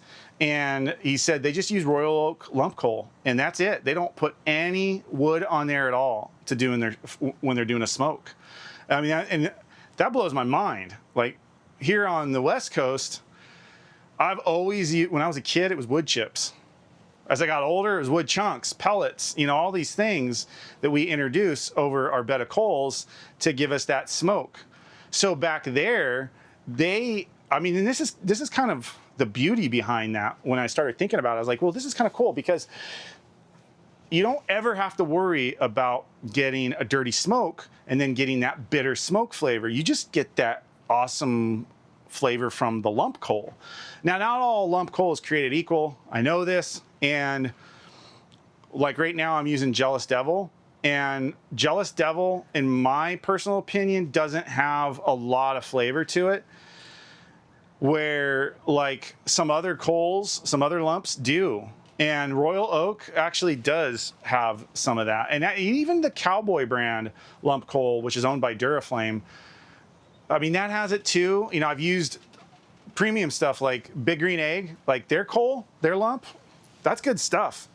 So if you haven't ever gotten your tongs on some of that stuff, even though you might not have a Big Green Egg, you can get it at like, I think it's Ace Hardware is probably the best place, at least here on the Western United States. Go to Ace Hardware and you can get a bag of Big Green Egg lump coal. But with that being said, like, hey, what lump coal are you guys using? Like, what is your favorite lump coal to use? What gives a really good smoky flavor to where you probably don't need to introduce wood chunks or anything like that in there? Please do me a huge favor, put it in the comments below, not just for myself, but for everybody else.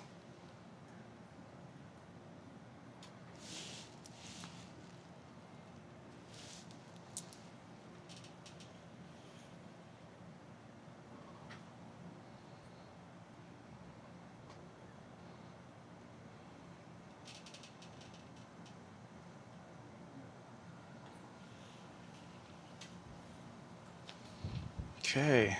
All right, guys. All right. We hit 50 views. Thanks for everybody that has joined. Super excited about that. And a lot of you guys are staying on for 10 minutes. Cool. Current viewers, 9 of you. Hey, so if anybody is still on here, which I think you are, tell me, what is your favorite cooking system? What is your go-to cooking system? What are you using right now in your backyard?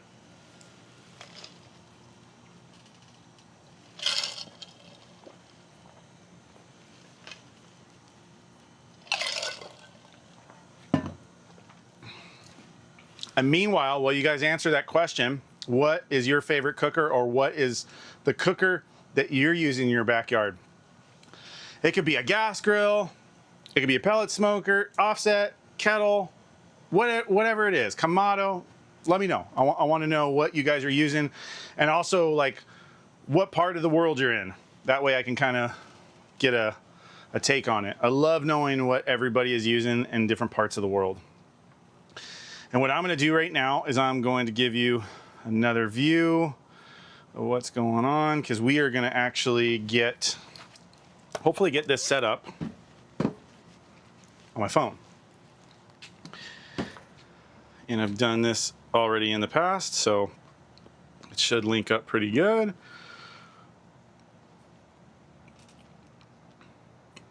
Open up my Chef Temp app. Come on, cookers. Let me see if you are registering.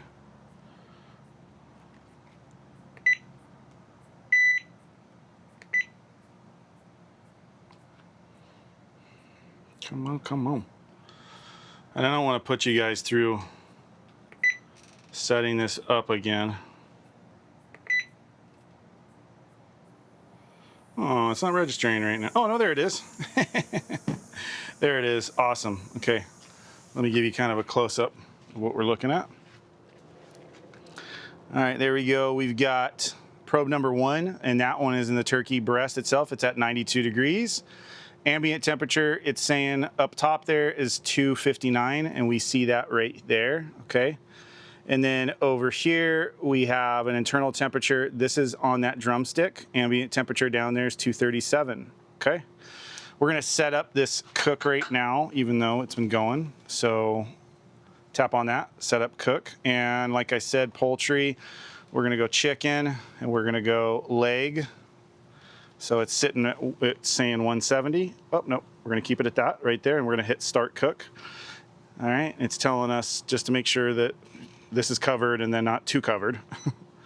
And there we go there. And then we'll get back to this right here.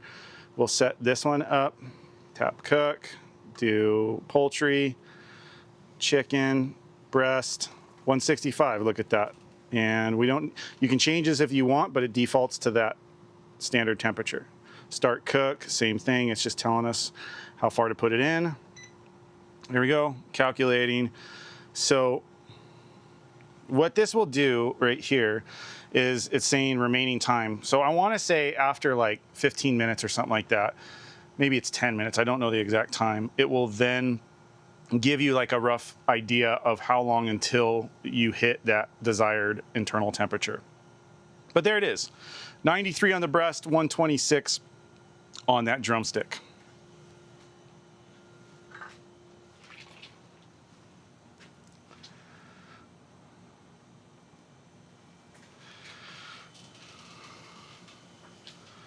Oh, here we go. Awesome. A Concealed. I love your name, by the way. Concealed. I cannot get a concealed weapons permit here in where I'm at. I've tried. It was hard. I used to live in LA County. Virtually impossible. I think you can do it in the county I'm in right now, which is Riverside, but I just haven't put a lot of time into it. But I think a nation with armed people is a safer nation. That's just me, though. All right, so. All right, and A Concealed, you said USA and still shopping around, thinking of Weber and modding it out. Well, you can't go wrong with a Weber kettle. I love the Weber kettle. I think it's truly the transformer of backyard barbecue systems. And if you see, especially some of my earlier videos from 2024, I was changing stuff up all the time on there. And I really liked using, Only Fire makes a rotisserie pizza combo ring that's really cool. And the reason why it's cool, a couple different things. It's just made well. It's made really good. Like, I use it for a long time and it's still not rusting, which is cool. So that means it's probably made out of 304 stainless steel, which a lot of stuff isn't always made out of 304 and it rusts. So that's cool. And the reason why it's cool, though, is it has a door on the front, which is your pizza door, that you can remove or put back on. But then also where the rotisserie holes are at on either side has these two little flaps you can turn into place. And so basically you're sealing up all the holes. Not 100%, but you don't need to seal everything up perfect. You just don't want a lot of airflow being able to go in. You want it to be able to come out. So if you're seeing smoke coming out of there, that's fine, because that means the hot air is pushing it out and you're not getting cold air coming in. So that's okay. And I found that you don't really need to seal it up with any like, you know, heat felt or heat tape or anything like that, lava lock stuff, anything like that. It works really good on its own. And what I used that for was on the inside of that, there's a level so you can put your grill grate, your standard grill grate on there, right where it goes on the kettle, put this ring on top of that, and then you can put another grill grate on top of that. So what I did with it was kind of similar to this. I used that lower grill grate and I put a big 20-inch paella pan. Everybody always gets me on how to pronounce it. I'm sorry about that. I always mess all my words up. But anyway, I cut the handles off of that 20-inch paella pan that it's a carbon steel pan, and I use it as a heat deflector, and I lay aluminum foil down in there, and it works out really great because it's a drip catch and a heat deflector all in one, and that goes on that bottom level. And then I can put my meat on top, and I've got like effective 20 inches, 19, let's say 19 to 20 inches of really clean, safe cooking space there to where things won't get burnt easily. And that's kind of like what this does too. So I did that a lot, and then I would switch from that to my barrel smoker attachment. So I'd take that rotisserie thing off, I put that barrel smoker in there, and I could hang like 6 racks of ribs in there, which is awesome to do. Like if you're gonna be cooking up a lot of ribs, like it's amazing to be able to do that. So that barrel smoker, that big stainless steel barrel smoker attachment is really cool. And then the next thing I really liked was the Santa Maria grill attachment. I love live fire cooking, especially with tri-tip, you know, burgers, steaks, you know, chicken. I'd say chicken and tri-tip, my favorite, right? My favorite. I love going through and mopping both the tri-tip and the chicken and just getting that live fire experience. And it's also really cool because if you're entertaining, you're having a party, you're having a barbecue, swim, whatever it is, everybody wants to come around and see what you're doing, because you could raise through the crank, you could raise that grill grate up and down. And that's just so cool. It's just a lot of fun. So there's not a ton of cookers out there that give you that versatility and that are truly transformers like the Weber Kettle. And then the 26 is just a bigger version of that. And they're getting more and more accessories for the 26. It is coming out. Like, it's taken a long time for it to happen, but it's because that 22-inch is dominated for so long. You know, your options on your cart systems on your 26s are still very limited. But I have another video I did where I took, basically, it's a really cool cart for a Kamado style grill. And all I did was I modified the legs on the 26-inch kettle. I just cut them down. I believe I cut them down to like 11 or 12 inches. And then I have some rubber feet I put on them. And this thing just sits right on the cart. And it's got really nice folding shelves that are super sturdy, 4 swiveling locking casters on it. It's got a bottom cabinet area where you can put a bunch of stuff in. It rolls around real easy. And then I got this big cover that basically covers an AC unit for outside your house. It's this big like 30-inch cover, and it covers the whole thing, and I can just roll it over into the corner of the yard, cover it, and you're good to go. And that has been super, super, super cool. Now, I don't have, you know, now it's got short legs, but what's kind of cool about that is if I decided to use it, say, for a camping setup, I have an elevated like fireplace now that's pretty cool, because you could use it for that as well. And that was kind of my thought, was a multi-purpose if I wanted to. But to be fair, I've never used it for a fire pit. It's just been used on the cart as a 26-inch kettle. So it's super cool. All right, and what do we got? Edward Brown. All right. Are the Bertha oven grill and smokers popular in the US? Ooh, I tell you what, I don't have any personal experience, nor do I know anyone using those. Seen a lot more of them for sale at really high-end stores, but not many vids of people using them on YouTube. Yeah, I'm not gonna lie, I've never even heard of the Bertha oven grill and smokers. No. Now, I mean, hey, I'm from California, and I don't get out much. So, you know, if it's here in the United States, I'm just not aware of it. But you know, I'm in this space all the time, this cooking space all the time, and it's just not hit my radar yet. But if it's something that's made overseas, yeah, I haven't seen it. And, you know, here's kind of the issue with international stuff, right? So I manufactured products for a long time, and in the sporting goods, you know, outdoor shooting space industry and archery, to be specific. And I busted my tuchus off getting these products overseas in all the different countries. It is very hard to do for a lot of different reasons. Duties, but just shipping and an inventory and everything, because once you get to that level of, okay, now we can supply our country and we don't ever run out of stuff and we're good on our country. Now we want to supply other parts of the world. You've got to up your manufacturing capabilities to do that. And then once you hit multiple countries, now you really got to be big. And that's just hard for a lot of companies to do, even big companies, just keeping control of inventory like that. Because what you don't want is you don't want customers being frustrated that, hey, I paid for this thing 6 months ago and I haven't received it. That does happen in the US when products are in demand. Spider Grills is one of them. I know I answer a lot of people's questions all the time about it. Hey, I bought this, but they're back ordered again. And when is that going to come in? All I can say is if you're buying it here in the US, you're from the US, you will get it sooner than later, and it is worth the wait.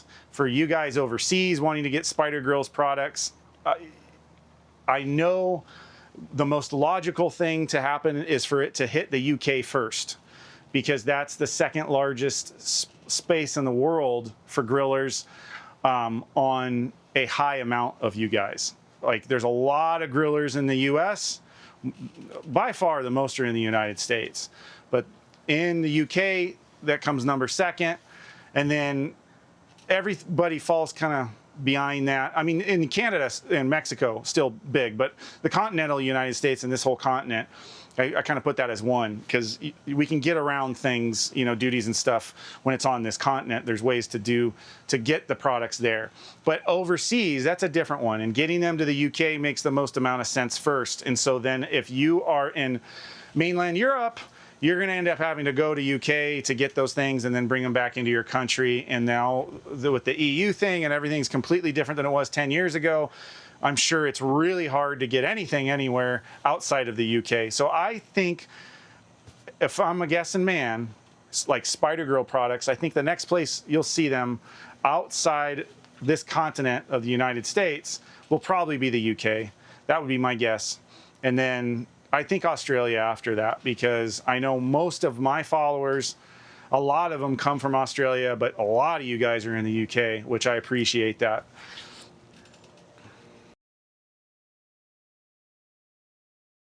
And I would love to see more stuff from the UK. Like, so if there's something that's really special in the UK, man, I want to see some of that stuff. So, you can share that. I think you can go to our community now and you can post some photos. So like, go to my community tab here on YouTube and post some photos of your setup. I would love to see the setup, and then just put where you're at in the world as well. I would appreciate that.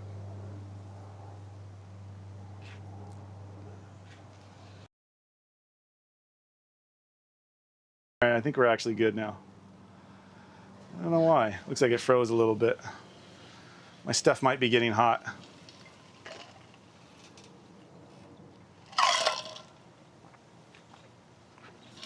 All right, let's check this app out and see what it says, okay? Come back to over here. I'm gonna get you a close-up. We're gonna go big. Here we go. Okay, so right here on my iPhone, it says right there, 132. This is just kind of like your quick glance before you open it. So we'll tap that.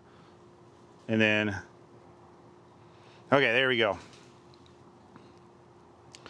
105 and 132. Time remaining 58 minutes is what it's saying on the breast. And on the thigh, it's saying 145, which that's not going to be the case at all. It's not going to be an hour and 45 minutes. It's going to be closer to the hour for the bird here. And our ambient temperature is at 257. So let's take it down. That's what the ProTemp Plus 2 heat thermometers are saying, but now let's take it down to the Venom heat controller and see what it says. Okay, so it's saying 285 is ambient temperature right now. You know what I'm gonna do, guys?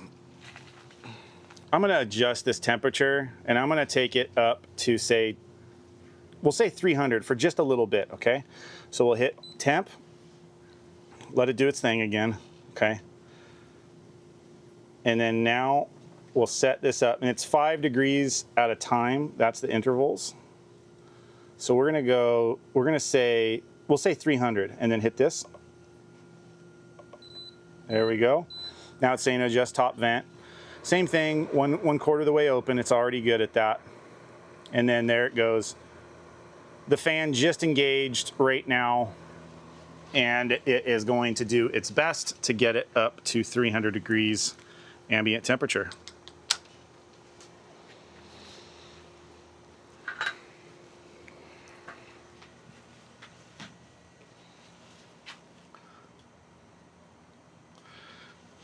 All right, let me just see what we've got going on real quick here.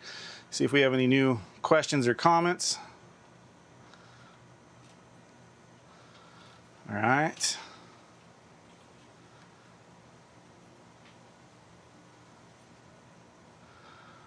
All right, so here it is, guys. This is what I'm gonna do now. Well, I've got a little bit of time. I'm just gonna take my dirty stuff inside. I'm gonna hit the little boys' room. Be right back in just a few minutes. So just stand by.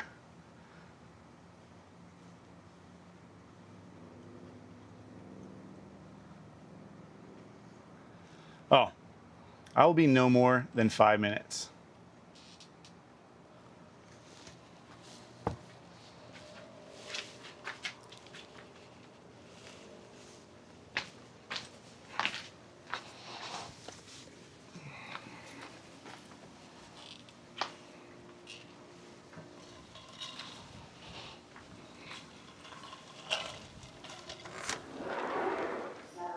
And one piece of evidence is left, and then you use that fingerprint.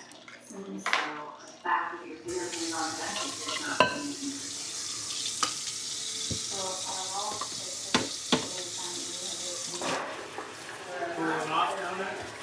Doesn't feel like it.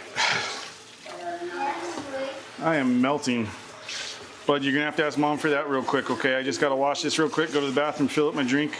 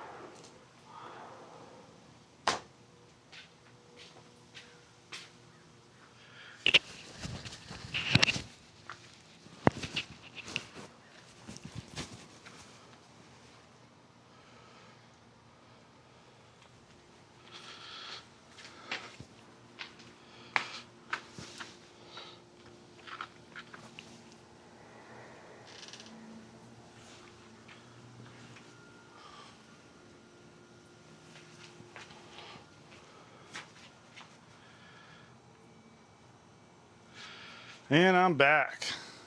All right.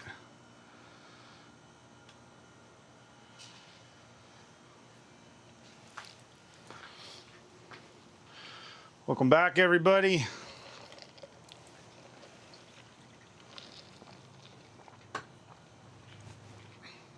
All right, hey, anybody got any questions for me?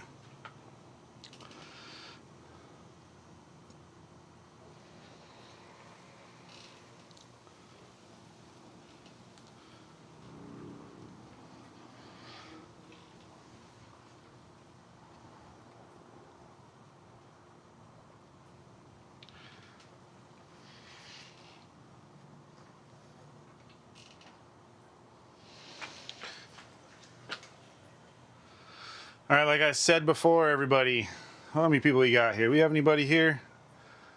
All right. Looks like we have 2 viewers. All right, hey. Good to have you guys. I have a question for you. Have you guys seen the podcast that I'm a co-host in? That's V Grillers Podcast. So we just wrapped up earlier today our 9th episode, and it worked out. It was a great one again. We had a really cool guest on there, just as we seem to do just about every weekend now. It's been really cool. We've been very blessed to have that, and it's working out good. But if you've seen V Grillers Podcast, or you haven't, hey, let me know in the comments below. I would really like to know how many of you guys are actually watching that. We plan on doing some really cool stuff. I just got 100% confirmation that I will be heading back east for the Egg Fest in October, the first week in October, and I think that's at I think it's near the Big Green Egg HQ headquarters. I'm not 100% sure, but it's close to there, and that's a really cool event.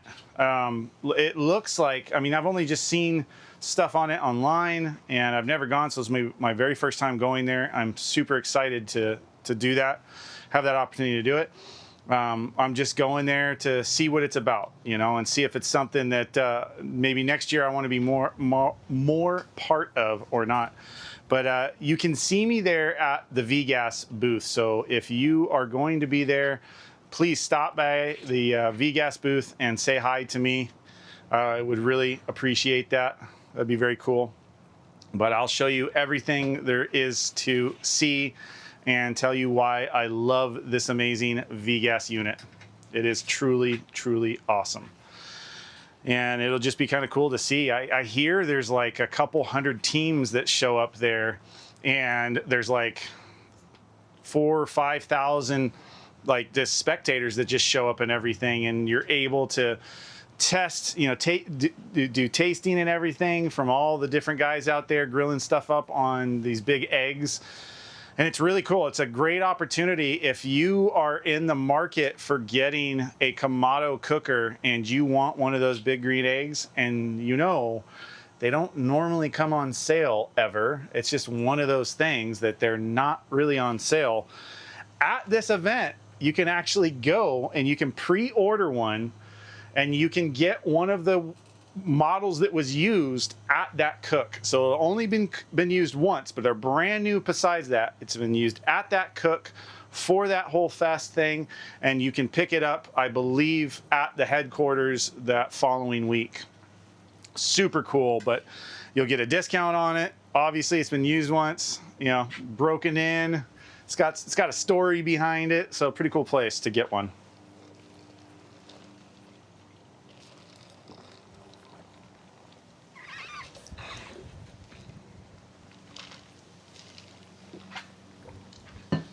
It is hot out here. 101 today. Okay, so here we go. What do we got on here? Let me see the temps real quick. Hey, all right. Hey, we've got one of my new buddies just text me. And hey, Newell, thanks so much. He said live show looks good. I'm glad you like it, bud. It's my very first time doing it, so I'm really excited about it. And guys, you know, please, my first time ever doing a live stream ever on anything. And I just want to know, like, what do you want to see out of a live stream? I want to try and do this every single Sunday, the same time.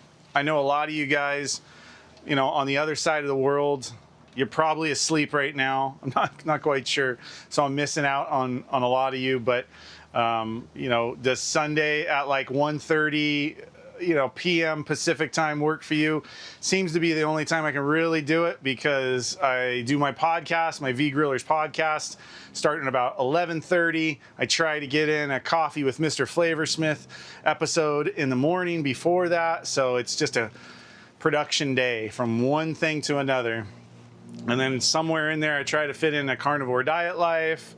And I also have another channel that I started that's really, it's called For My Boys, where I talk about everything inspirational, things I've done in my life over, I've had a crazy, crazy life for sure.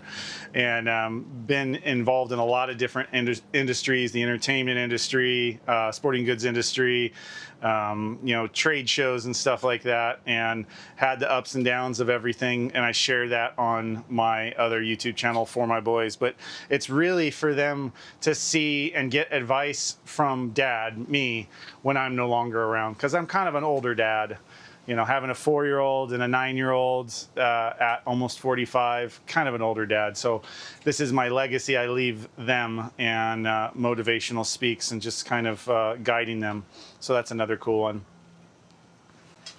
Oh, look at that. Awesome. Hey, Edward, thanks so much, buddy. Says, just subscribe to V Grillers. Looking forward to checking that out in the week. Cool. I promise you're going to like it. We have some really cool people that are coming on there, and it's just starting to get momentum right now. Brand new channel. So, you know, the algorithm, that's just the way it works sometimes.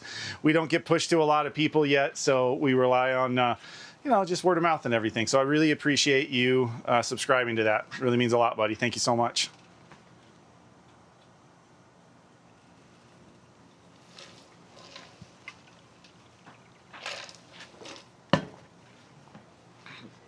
And if you guys want to see kind of what I'm up to, a lot of times I post a lot of stuff that you will never see on here.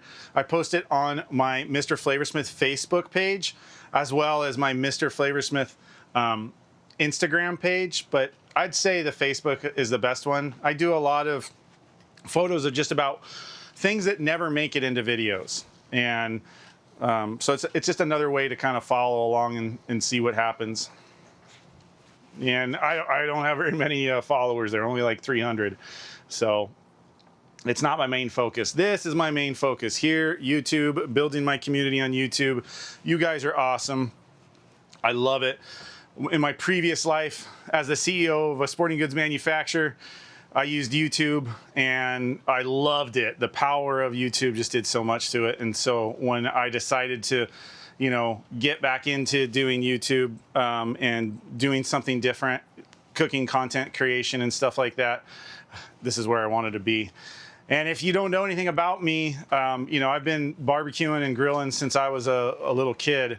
I was born and raised in the San Fernando Valley in California, and I was a Valley boy until I was about 7 years old, and then we moved to the north side of Los Angeles County, and I spent the rest of my youth on a 20-acre horse ranch there that we had built. And my family, my grandfather produced one of the largest fishing tackle boat and vacation trade shows in the country, the Fred Hall boat shows. And that was in the family for about 76 years. And he started back in Chicago and then moved his way out here with partners and different stuff. And it was a very big trade show. It was the Southern California, Western United States show to go to if you were into fishing, boating, and resorts, vacation, outdoor worlds. It was really cool. We would get like 500,000 people come through the trade show at the Long Beach Convention Center in like 4 days. You know, a lot of people grew up catching their first fish at our trout pond that we had there. Every kid could catch a fish for free. And it started with the kid, then the father, then the grandparents. You know, they caught their first fish there even. It was really cool. So I grew up in that. That was my grandfather, Fred Hall.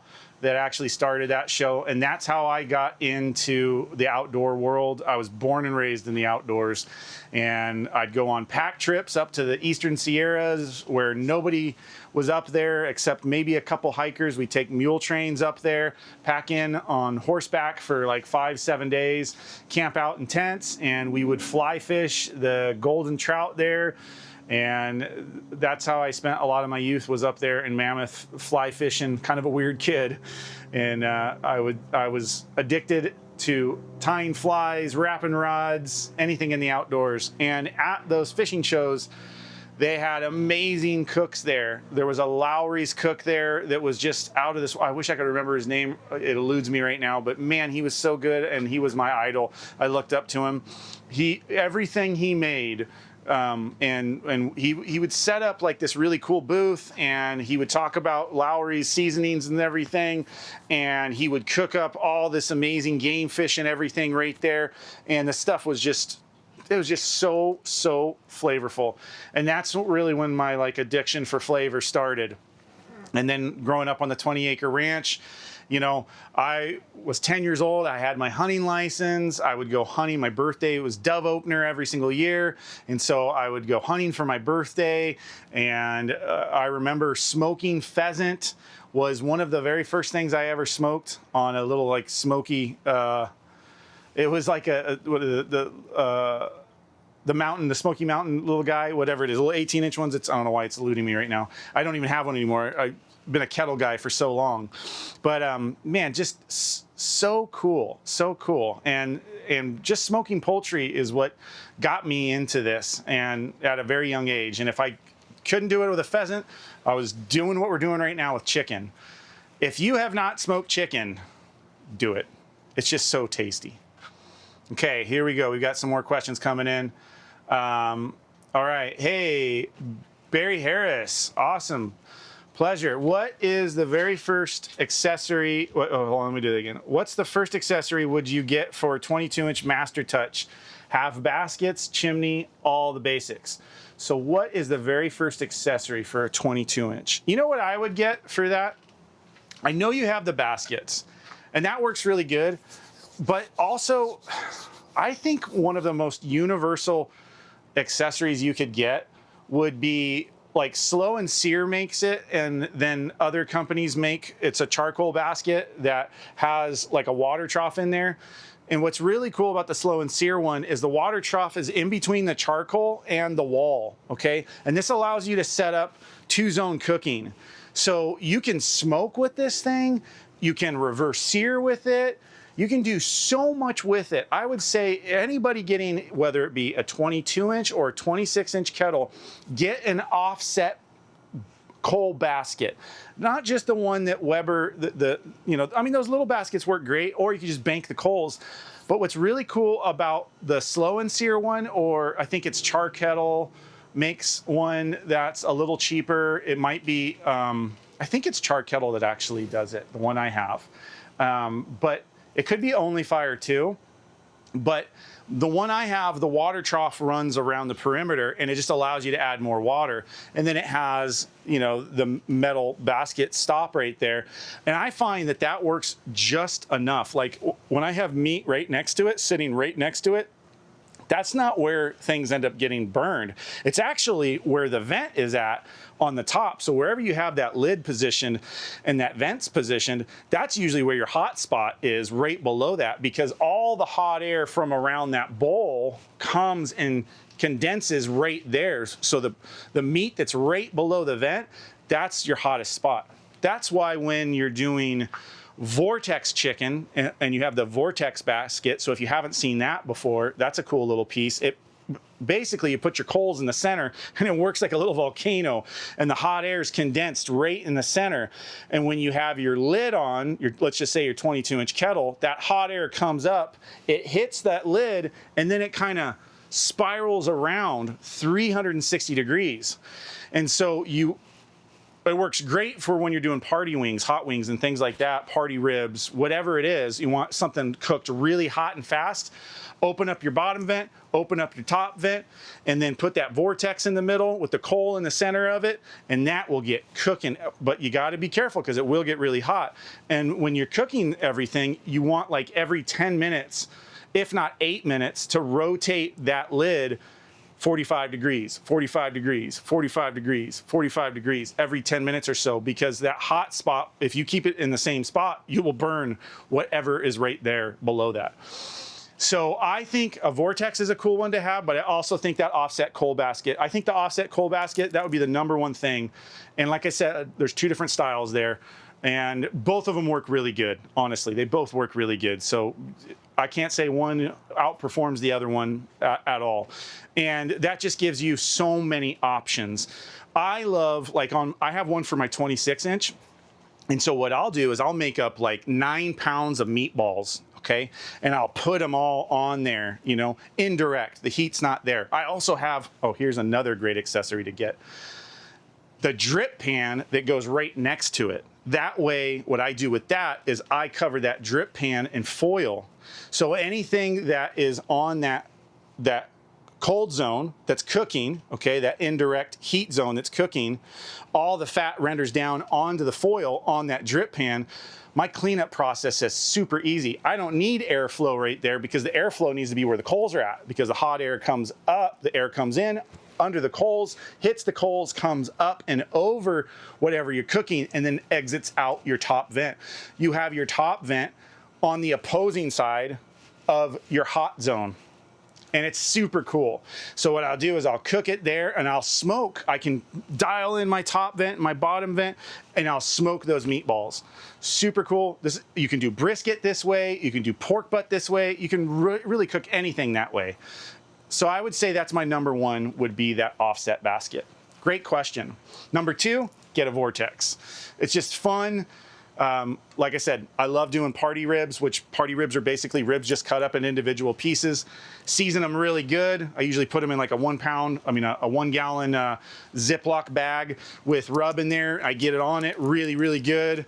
And then I put those all around the edge of the vortex on that top rack. But you have to have a grill grate that has a removable center, because that vortex will just destroy your grill grate if it's right over there. So you need to have the one that has the removable center. So I don't know, maybe if your grill didn't come with a really cool grill grate, maybe a grill grate that allows you some modularity in the use of different things would be a good one too. Also, having a grill grate that just have wings, at least on one side, to where you can lift it up and add more coal or put some more wood chunks on there, that's a good one. That might even be #1, but it's kind of close. Like a really good grill grate, offset basket, and a vortex. You can do so much with those things. Great question.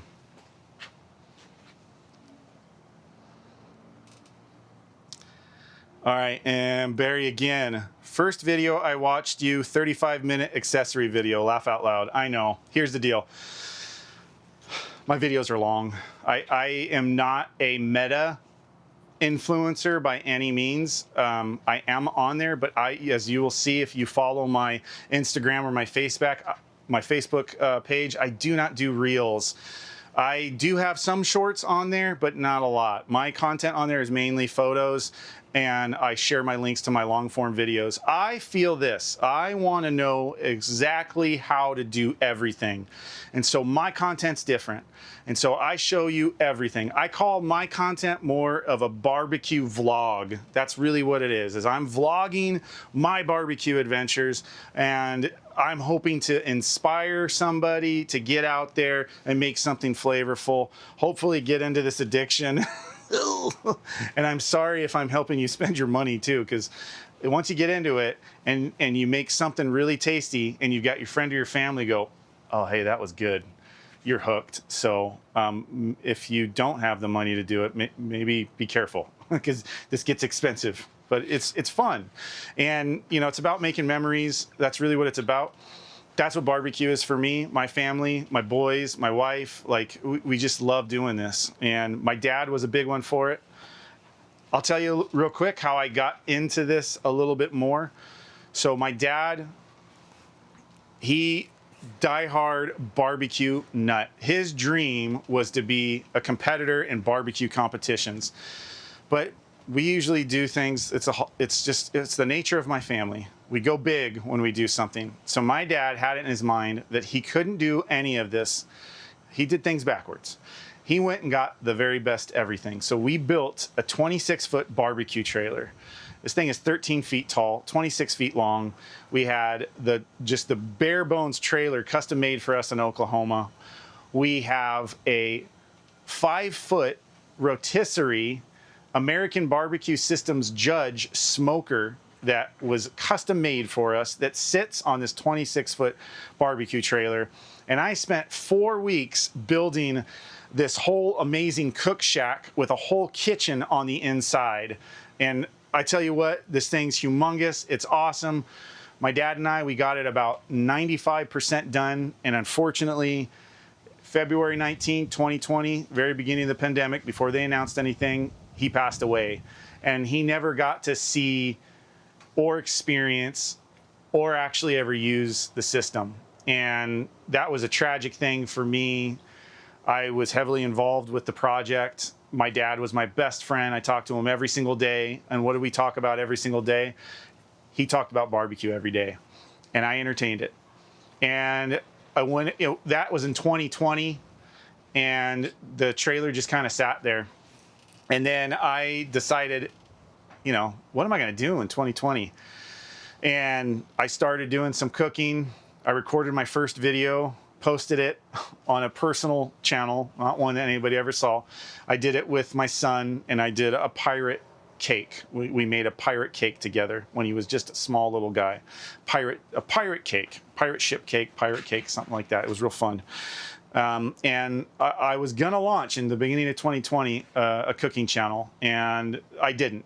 And then fast forward to 2022, I launched Mr. Man-Made, where I did a whole bunch of different product reviews and things like that for everything you have in your kitchen. I threw on like it was a tuxedo apron, and I had the silver aviator glasses, and I was Mr. Man-Made, and I was a maid that was a man.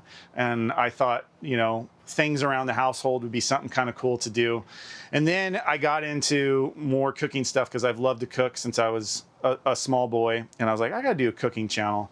So I turned it into a cooking channel. It was all kitchen stuff, because at the time, that's really kind of the time I had, right? And I was like, well, I'll do kitchen cooking stuff. I can do some really cool things. And I enjoyed it, but it wasn't like my passion. And so I sat down, I took a year off of YouTube, went professionally with the direction I was going as a videographer in the legal world. And that's my main job most of the time. And I decided a year later that I would super niche down and get into barbecue, because that's something that I always had a passion for, and it was in honor of my father. And I didn't want all of the things we talked about, all of the adventures we had, all of the cooks and everything that we shared together to just end. And I wanted to create a legacy for my boys in the cooking space as well, that they could either decide to get into or not get into. And that's when MrFlavorsmith launched in March of 2024. I think March 11th, somewhere around that, something like that. It was like right around my mom's birthday. I posted my first video, and it's been a roller coaster ever since. I've been loving this journey, this ride, and you guys make it everything it is. So I really appreciate it. And it's been really cool to see my style of the way I set things up be used by you guys. Like, that's been so cool. And to hear you guys say that I inspired you to do something, and that worked out really good. I have friends now that have YouTube channels that they've started very similar to mine, based off of like my setups I was doing. And that's just so cool to see. And, hopefully someday as we get going, we'll be able to collaborate together. So if you're in that cooking space and you want to do a collaboration or something, hit me up, man. I would love to do it, If you're over on the other side of the world, hit me up. Let's do a cook together, you know, something like this. I would love to do a live stream where I could link you and me together and let's cook for everybody. I think sharing cooking experiences is one of the coolest thing to it all. All right, what do we got here? All right, Barry it once again. I'm the same way. I researched too much. Had a pellet grill for a couple of years, but not as much flavor as the charcoal and the wood, no matter how many smoke tubes you use. Yeah, you know, here's the thing with that. I would agree with that, but I would also kind of disagree. I think, now I don't need to use smoke tubes. I have a Z Grills, and my Z Grills has what they call, I think it's a super smoke mode that's on there. And man, that thing packs in the flavor. Now I've only used a couple of different pellets in there, and so far the pellets that Z Grills makes, they make a cherry one, and man, that thing really, it does a deep penetration of a smoke ring on there. Yeah, now usually the way it works, and I think this works with all smoking, it needs to be 3 to 4 hours. If you're smoking something under 3 hours, you're not gonna get like a smoke ring if that's what you're after. You will get smoke flavor on it, but I think anything below 2 hours is really considered a flash smoke, you know, or just a, not really a smoke, but it is, you know. But if you want deep penetrating smoke ring on things, you got to hit that like 4 hour point. You really do, no matter what it is. And I really feel that that's the same with a stick burner, with, you know, wood chunks on coal, pellets, doesn't matter. I don't think you can smoke anything fast and expect amazing smoke flavor. And I think really what you need to do is it needs to be low and slow, and you just need to add a little bit of smoke to it at a time. I think that's really what it is, because if you add too much, then it's just overpowering and it tastes bitter. And sometimes pellet smokers can do that too. Because they're at times on mine, there's just, like I said, that super smoke mode. So it's like every 8 minutes to 10 minutes, smoke, and it's everywhere. But I've never had anything come out of there that was overpowering bitter. So I think getting the proper pellet is a big one. And I'm really excited to be working with a company here in the very near future on that. I can't wait to announce that with you guys, because it's pecan pellets, and I love pecan wood. That's my favorite. So that'll be pretty cool. But yeah, you know, I don't know if all pellet grills are created the same. You know, I would imagine they're not. But for me, the Z Grills have worked out really good. Maybe that's something you can check out too. But, you know, the art is, I mean, it's really an easy bake oven though. So it's like you kind of set it and forget it. And there's a place for that, especially me. I'm a busy guy, you know. So I will never shoot an easy bake oven pellet grill down. I love them. But, you know, when you have a system like this, this is like an easy bake oven, kind of, you know, but really great flavor. So thanks to Spider Grills for making that happen. Like, they just knocking products, amazing products out of the door. So good job there. So we are, it says we're 43 minutes away from getting done on this cook. Let's check out and see what the temperatures are and everything is right now. Let me get close for you here.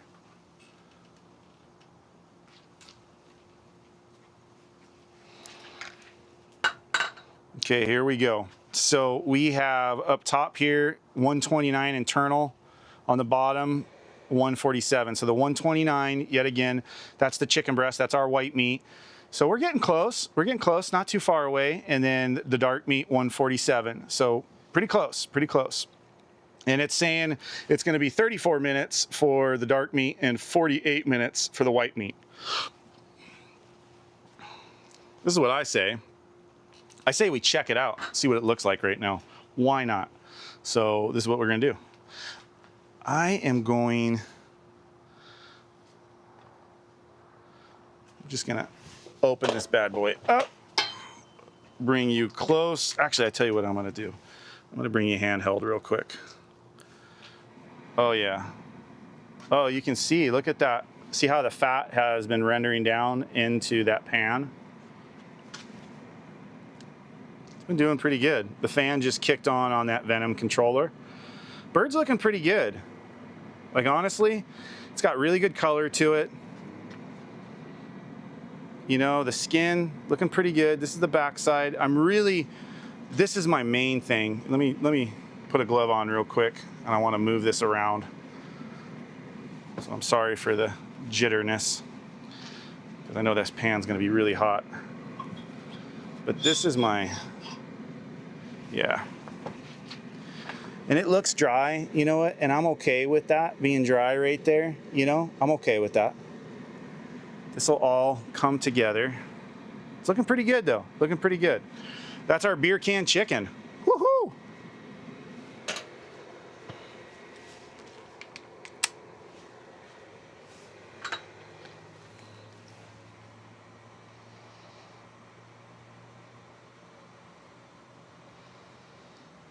Whoa, what do you guys think about that? How's that chicken look?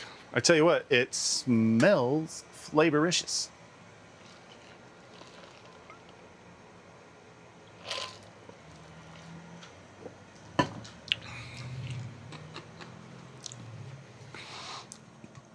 So I get this question all the time. People always ask me, they say, Mr. Flavorsmith, how long does it take to cook this? Well, for everybody that's new getting into this, it's not about time, it's about temperature. And being able to control your ambient temperature inside the cooker is the name to the game. That will determine what your internal temperature will get to and the pace and the speed in which it'll get to. So if you're cooking at, and honestly, you don't need to be cooking at 225 degrees. I think 250 is the lowest you need to go for any real smoking. You know, I think really between 250 and 300 degrees. And if you want low and slow, I think 250, 275 is all you really need to do. For poultry, you know, go a little bit hotter. I like to crisp up that chicken skin. You don't, especially, I mean, if it has skin on it, you don't want rubbery skin. You want something that's crispy. So if we get to the end here, we might even bump that temperature up. We've been at 300 degrees and the venom controller's saying it's 284. Every once in a while, that fan engages, kicks on, spikes that temperature up a little bit more. How does it do that? Brings that new air in over the bed of coals. The coals, once they have oxygen, they get hotter and they go, right? So it's now just bumped up to 296 because that fan engaged. And why did that fan engage? Because I lifted that lid and I did not pause the cook. There is a manual pause button on there. Also, you can pause the cook on your app. I didn't do that. I never do that. So I've never found that it really messes anything up. But if you're super picky about it, or you've got like a Wagyu brisket on there that you just spent $200 on, well then, or probably way more than 200 actually, then maybe you do want to pause that. But I don't feel that you need to.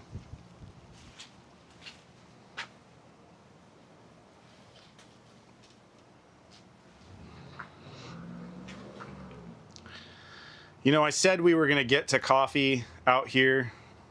I don't think we're going to do it today. Here's the reason why. I don't really enjoy coffee when it's 101 degrees outside. I don't know. Maybe that's just me. But I just don't really want to do that right now. I would love to hear more from you guys. Let's see. Is there anybody on right now? Yeah, we've got 3 viewers on. I think it's our diehard loyal viewers that have been on there. Thanks guys for participating in this live stream, the very first live stream I've done. I really appreciate it. And I will kind of link you back to the story of if you guys are on here right now and you have not seen the V Grillers podcast, go check out the V Grillers podcast. That is where I'm a co-host on there.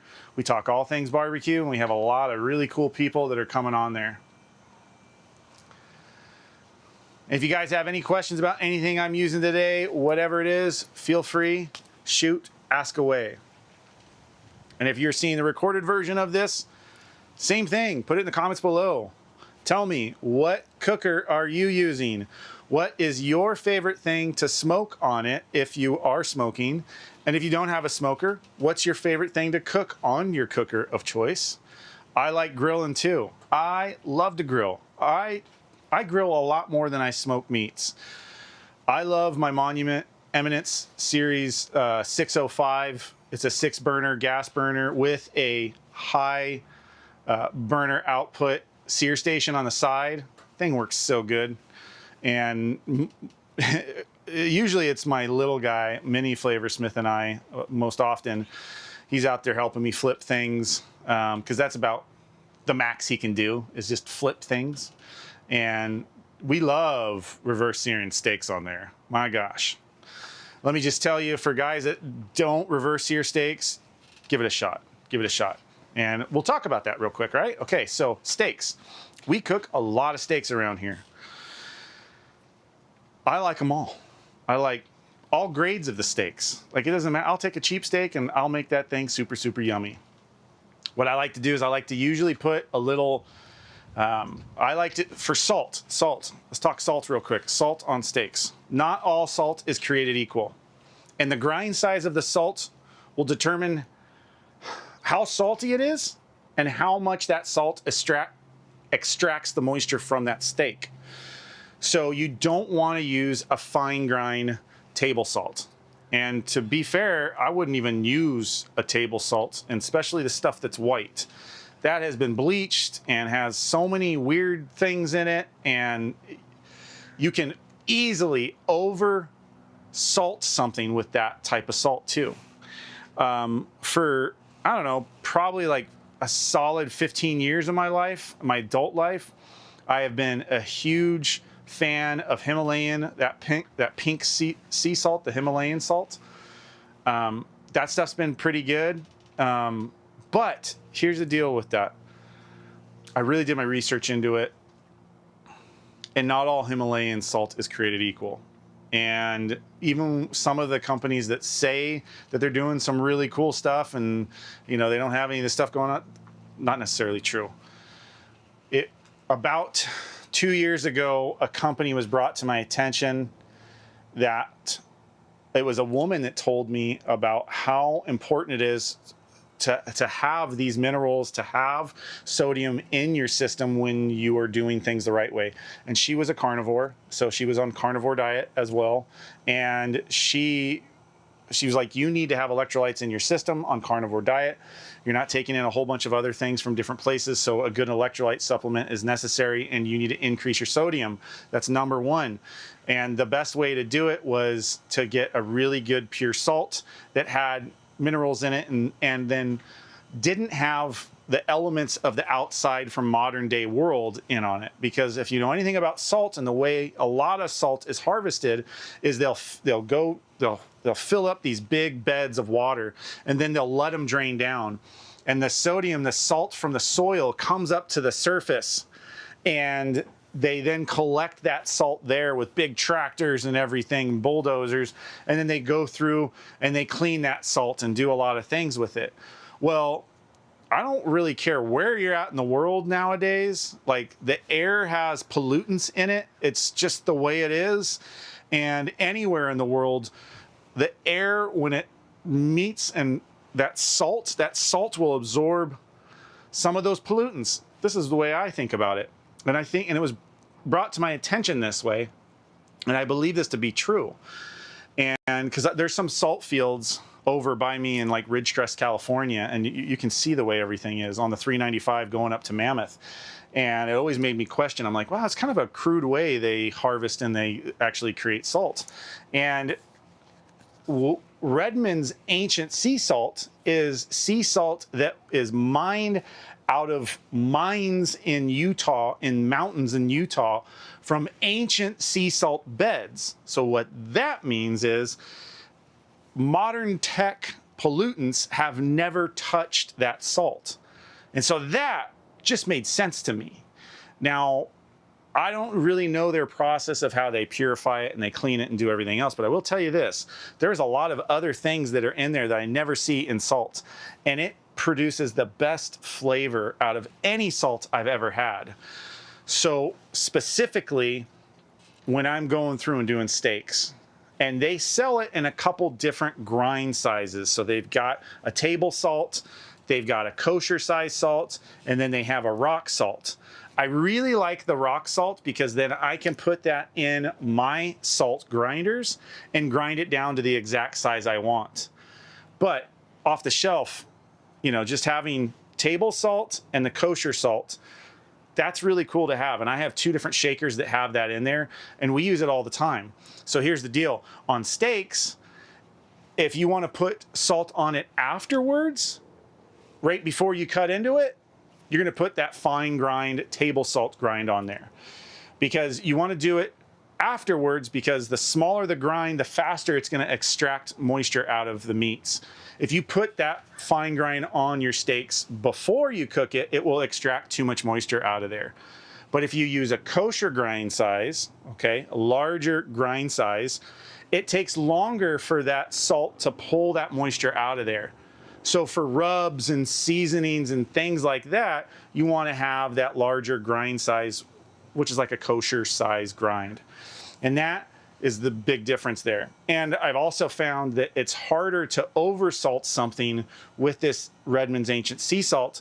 It just tastes different and makes things taste really good. I like it so much, I will take the fine and I'll put a little bit, maybe like a quarter of a tablespoon of that in a 16.9 ounce bottle of water, and I'll just shake that up and I'll drink that to help get some of my electrolyte stuff kind of going. And it does have other things in there as well, maybe some other minerals and things like that. It just tastes really good. So for steaks, I salt it with, before I put it on the grill, just a few minutes before, I will salt it with the kosher grind, start letting it extract some of that moisture. And then I like to put freshly cracked pepper over the top of it. And then also Lowry's makes this really good. It's like, I think it's called seasoned peppers. And it's like bell peppers and a bunch of different peppers all ground up really fine, but it's amazing. It doesn't have like a lot of hot spice to it. It's just like flavor spice to it. I put a little bit of that over the top of it after the juices start kind of coming out a little bit from that salt. And sometimes I put some smoked paprika over the top of that as well, because I really like paprika. I'm Hungarian, so I like paprika. And the smoked paprika is really good. And then I let it just sit for a couple minutes like that. And then I go to town, I put it on the grill, I probe it, I get it to, I do an indirect cook, okay? I get it to about 120 degrees internal temperature. And once it hits 120, I've got my side sear station or bed of coals, and I am ready to reverse sear that bad boy. And I stick it on there until it hits about, I like my stuff a little bit more done. So I'll pull it at 135, 137 degrees Fahrenheit, and then it'll get to, you know, 139, 142 degrees Fahrenheit. And then I let that rest for like 7 minutes. Really depends on the thickness of the steak. If it's a 2-inch thick steak, I'll let that rest for 10 minutes, okay? If it's a 1/2-inch thick steak, I'll let it rest for like 2 minutes, max, that's it. And then I'll cut into it. That's how I like steak, is reverse seared. Works really good. Also, a really good method for doing steaks, if you're not, and yet again, this would be reverse sear. I don't know if you've ever done sous vide before, but if you take a compound butter, which a compound butter is basically just butter at like room temperature, and you throw some garlic in there, you know, some pepper, maybe some rosemary, something like that, you can make up whatever flavor compound butter you want. I take like little dollops of that, and I'll stick it in a freezer, get it nice and hard. And then what I'll do is in a sous vide is a water immersion cooking system. Basically, you take the steak, you can put your seasoning on there and everything, works really good. Stick these butter globs on either side of the steak, okay? Seal that up in a vacuum sealer, okay? Take all that air out of there. Now you stick it in that immersion sous vide cooker until you hit 120 degrees, you know, temperature for, usually it takes, I want to say it's like 1.5 hours to 2 hours to do that. But I usually stick a probe in there and then I start with hot water and in that tank, and it gets up to temperature, and that thing cooks within like 45 minutes. And I get to the 120, and then once I hit 120 internal temperature, I cut that bag open, I take that steak out, and that butter and the fat have like almost rendered down pretty good, you know, like it still needs a little bit higher temperature to really get a lot of it rendered, but it started that process. And just all that seasoning and everything in there, and the juices, like it's just all blended together. It's really awesome. I take it out of that bag, I pat it down with some paper towels, and right over on a Weber Go Anywhere charcoal grill, I will reverse sear over a very hot bed of coals, and I'll put it on one side for a minute, 45 seconds to a minute on each side, and then it usually gets to that desired internal temperature of like 135, 137, 139. And then I let it rest. It takes it up a few more degrees, only ever like 3 degrees. Let it rest during that time, depending on the thickness of the steak, and then cut in. And oh my gosh, that is the best way to do a steak. I can't say the best way, but it's a great way to do the steak if you're after intense flavor. And with that, I really recommend, I would do like a Wagyu steak. And I tell you what, Walmart, I know you guys overseas probably don't have Walmart, but here in the US, I've been able to pick up some really good Wagyu steaks, believe it or not, at Walmart for like 23 bucks. And I know that sounds like a lot for a steak, but if you're gonna do what I just told you to do and describe that way, and if you do it either one of those ways, especially the sous vide way, you can't mess that steak up. And it is worth getting a good piece of meat, especially when you're sous videing it and putting all that time and energy into it. But be prepared when you do this. If you are a person that likes to go out with your significant other for steak night at a restaurant, this will disrupt that, because there's no steakhouse that can make a steak like you can when you do something like that. Like, I mean, they'll get close. It'll be good, but nowhere for the same price and that same quality. I promise you that. So beware that you might mess up your steak night with your significant other.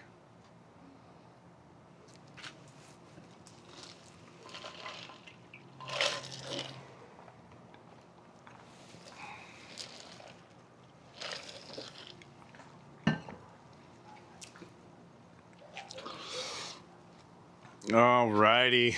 Here, I'm gonna get you close on this.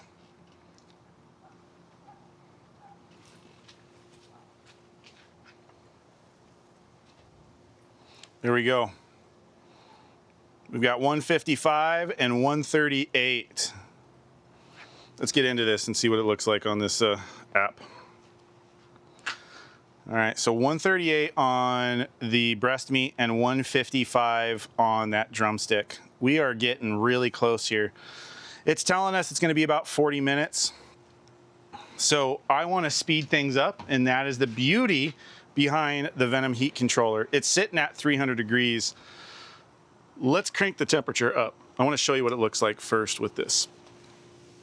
Look at that, 299 degrees with our target temperature being 300. This is the reason why I really like the Spider Grills products and this Venom heat controller. This only ever has a temperature variance of like 2, maybe 4 degrees, but most of the time it's within 1 or 2 degrees of your desired ambient target temperature. That's awesome. And like I said, I've used a bunch of other heat controllers, and I've never been able to have this type of consistency and just spot on accuracy. So and this particular heat controller, I have had this through, I'm not gonna lie, I've probably put this heat controller through a minimum of 75 cooks, maybe closer upwards of 100 cooks. And it just keeps going and going and going. And really what's super cool is that battery pack, that magnetic battery pack that's underneath it. And I've had this thing run this thing on a pork butt for 9 hours. And I had the temperature pretty high on that pork butt. And this fan was going, I would say, 65 to 75% of the time, because I had it set so high. And it lasted the entire time, 9 hours. Super cool. I don't know if it's really changed much, so I don't think there's any need to open this up and show you guys.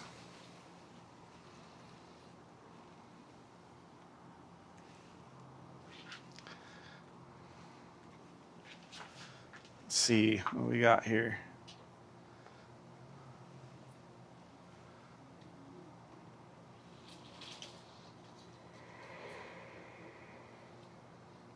All right. Hey, this has been pretty successful. I know in the afternoon here, things kind of go down. But guys, I really appreciate everything that you have been doing. Thank you for logging in and watching my very first live stream. I've been having a blast with you guys. You guys might not think that this is a lot. 70 views. I'm totally stoked with 70 views. For my very first live stream, I'm happy with that. I tested it yesterday for just a couple of seconds and I got 5 views within like a few seconds. So I was like, this is going to be amazing. So thank you so much. This is awesome. I love live streaming. I think I'm going to keep doing this.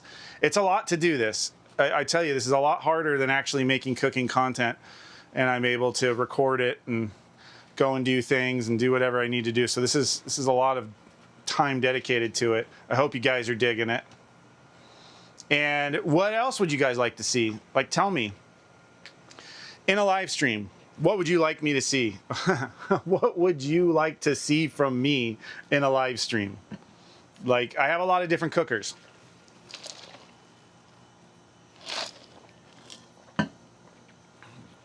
What type of Weber Kettle stuff would you like to see?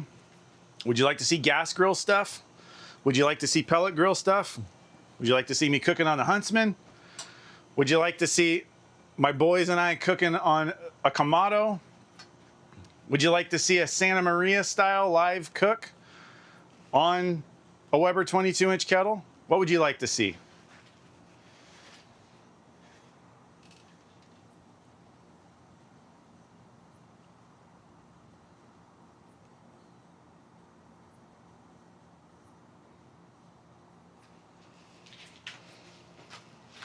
We're getting close.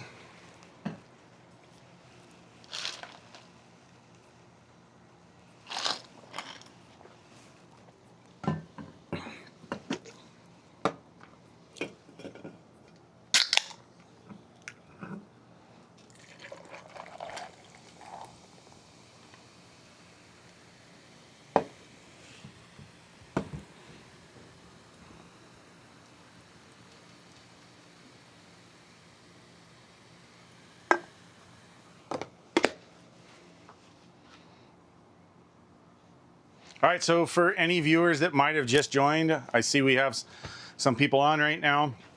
I'll just kind of run down what I'm doing here. We are doing beer can chicken on here. And let me show you what that looks like real quick here. I'm gonna get you to the grill cam. I'm gonna move, here we go. Come over here, this is what it looks like. Oh, look at that. So we are doing beer can chicken. There was a Coors Light on the inside of that full chicken. We are smoking it over Jealous Devil lump coal, and we are using applewood and hickory on this one. We're using some chunks that are just placed on top of the Jealous Devil lump coal. We are using a 22-inch Weber kettle. This is a converted 22-inch Weber kettle. It is using all of Spider Grill's conversions on there. So it's using the Spider Grill's cart system. It's using the Venom heat controller on the bottom of the kettle there. It's using the Webcraft center section right there that allows the entire rest of the Spider Grill's ecosystem of tools to be used, which includes the rotisserie. It includes their pizza conversion, which is amazing, by the way. And you can sold separately. All these things are sold separately. You can also get their folding, removable side shelves that are on there that work really good. And then with the Webcraft, it is also a hinge assist lifted or a lift assist system with a with springs in the back. So this thing just opens up and stays open for you. Really handy. And then what we have on top here, a product that I really, really love. This is from a company called Woolly Bully. It is a fitted insulated jacket to help limit the amount of thermal heat loss from the lid that happens no matter what climate you're in, what temperature it is. It is 101 degrees out right now, and we still lose heat with this. So this just allows everything to cook more consistent with less up and down spikes because of that thin metal that's on there. And inside at the bottom, I have a ceramic Kamado bowl insert in there that I'm using as well, and that helps hold the heat in as well and prevents a lot of thermal heat loss there also.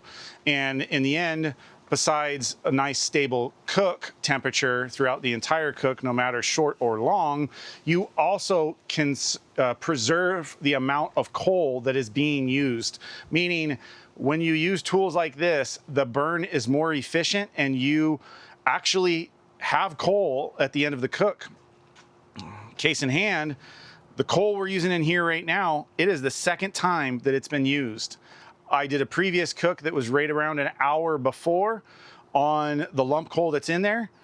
After it was done, the cook was done, I closed my top vent, I closed my bottom vent completely, cutting off all airflow in and out of the kettle, and that killed the coals immediately. And I was able to put a Jealous Devil little bomb fire starter in there today, got that thing going, and piled some coals over the top of it. And within 15 minutes, we were super, super hot and ready to start cooking.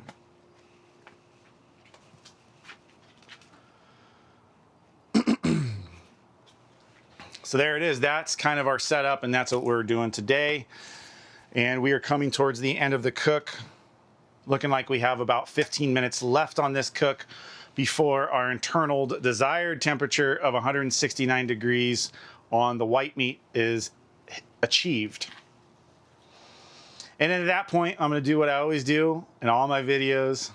I'm going to cut into it. We're going to see if this indeed did turn out nice and juicy and looks like it's packed full of flavor. And then we'll bite into it and see how it tastes. And this will be a meal for my family tonight. It is now 4:30 p.m. Pacific time here in Southern California. The sun is finally starting to go down. It is getting a little bit cooler. I hope all of you have enjoyed my very first live stream. That's what you're here for. The very first live stream of my MrFlavorsmith channel. I think more and more of these will come, especially if you guys are finding that you're getting value or entertainment out of it.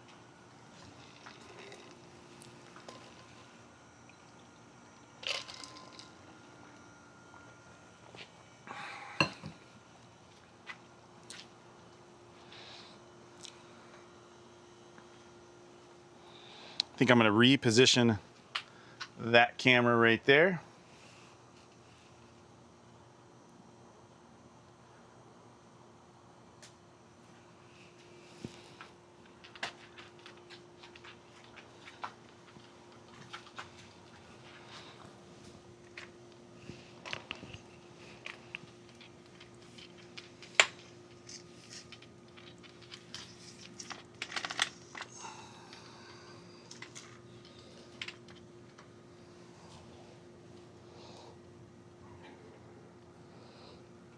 There we go.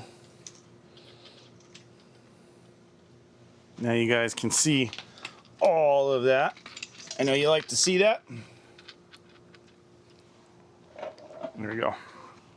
Cool.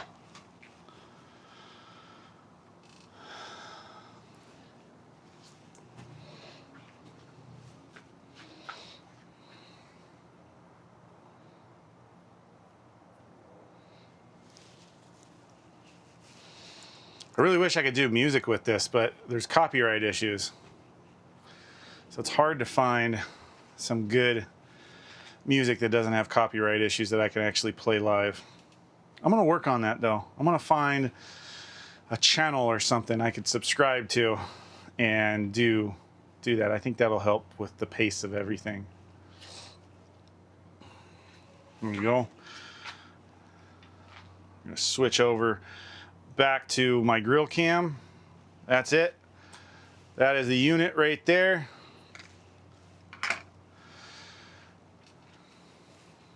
That is the 22-inch Weber kettle, fully converted with Spider Grills components and the Woolly Bully fitted insulated jacket on the lid with a Kamado ceramic insert in the bottom kettle bowl. And the Spider Grills Venom Smart Heat Controller is keeping our temperature spot on.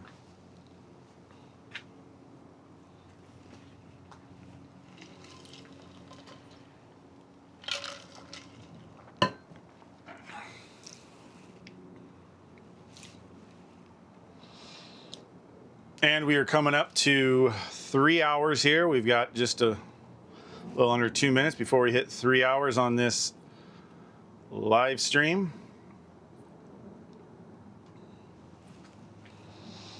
And for everybody that's joined, why is this little QR code right here? So that QR code, if you get your phone or your tablet out and you scan it, it's going to take you directly to my MrFlavorsmith Amazon storefront, where I have literally like 95% to 99% of all the products I use are in that store. And I have it broke down into like 22-inch kettle accessories, 26-inch kettle accessories. I have some backyard living things like this umbrella. This right here, this is made by Purple Leaf. It's a 10 by 13 foot cantilever system. So what that means is it has this crazy rock solid base. It has this whole arm system here, and I just got to show you this. And I think, yeah, you can see it on that camera. Check this out. I come over here and I am able to spin the entire canopy with very easy with just the turn of this little hand crank right here. That's it.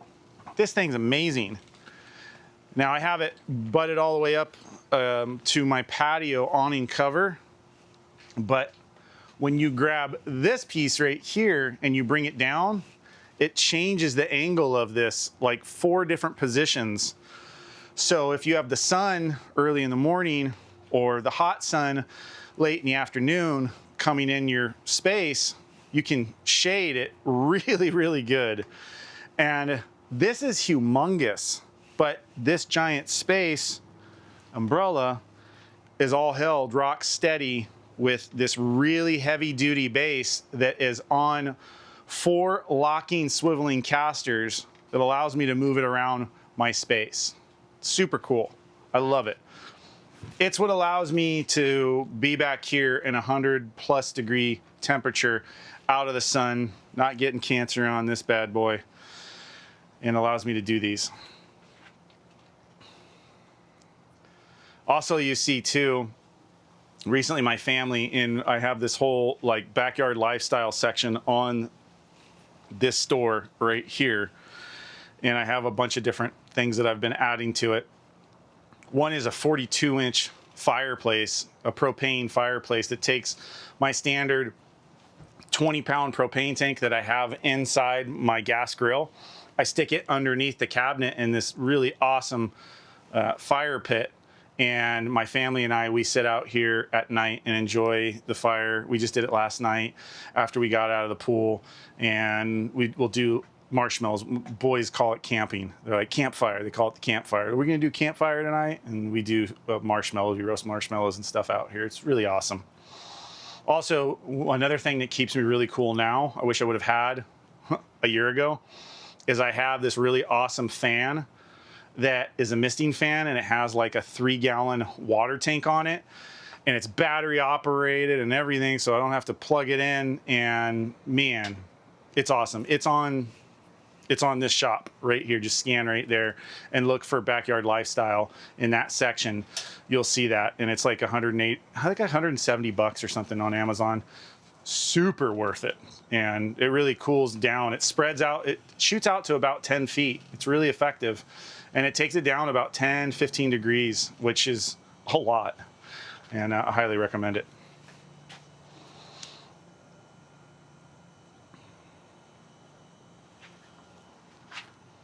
I'm not getting any questions from everybody. It's kind of slowing down. I get it. 3-hour cook. If anybody has any questions, please ask away. I would love to answer anything that comes up.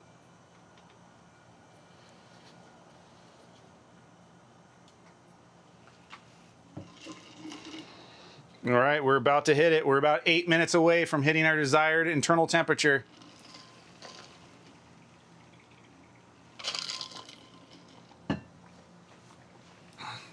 All right, so with that being said, I'm gonna go get my knife and everything because we're gonna end up cutting into this after it sits for just a few minutes. I'll be right back, but I'm just gonna leave it like this so you can see it doing its thing.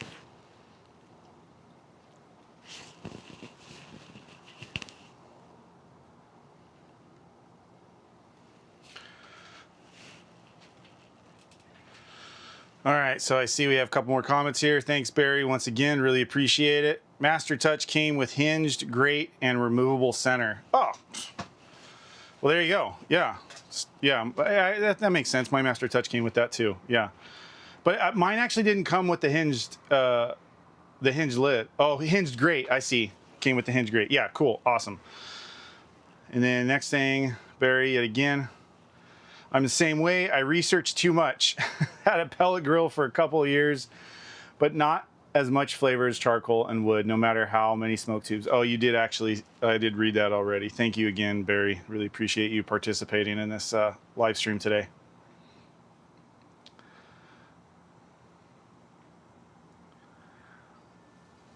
Okay, here we go.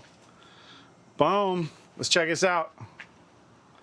I'm going to actually change this now, but I'll tell you what we'll do is we just hit right now, and change the view for you guys. Desired internal temperature on the top there. Actually, why is it saying, hold on. It said 165. Oh, no. Okay, I'm sorry. We hit 165, 170 on this. We're still a little bit away on the white meat. So our dark meat drumstick hit 170. So we're waiting for the white meat to hit 147. I'm sorry, for the white meat to hit 169. Okay, we're getting close. 165 actually was the target temperature. We're getting close. It's saying 26 minutes. So this is what we're gonna do. Check this out. You can see this right now. This thing says 300 degrees. And the fan just pulsated. I'm gonna change the temperature right now. I wanna get this done. So it's saying close bottom door, it's already closed. Now we're gonna go up. We're gonna go up to 325. Okay, we've already gotten the smoke in there. Everything's good. We're gonna go to 325, hit that one more time, that engages it. It's telling us to adjust the top vent to 1/4. It's already there. The fan is engaged. It's on fully right now, so now it's gonna bump it up to 325. I wanna hit that internal temperature on that white meat of 165 faster than it's saying it will.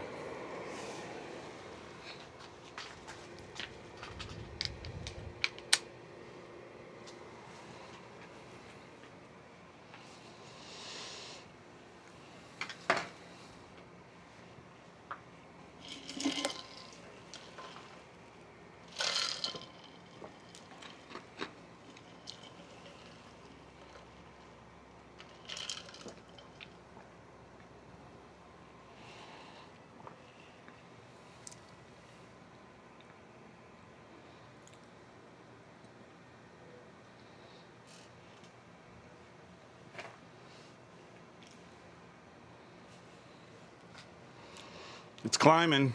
I'm seeing it climb. It's doing it.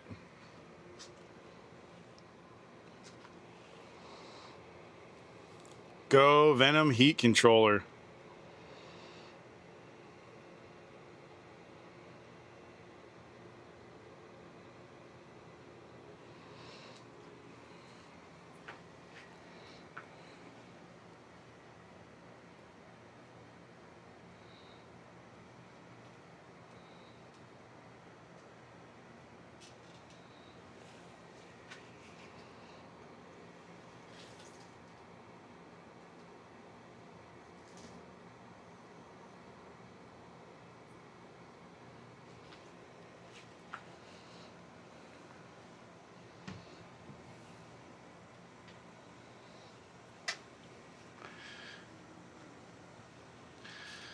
So I just want to say thank you to my top chatters right here.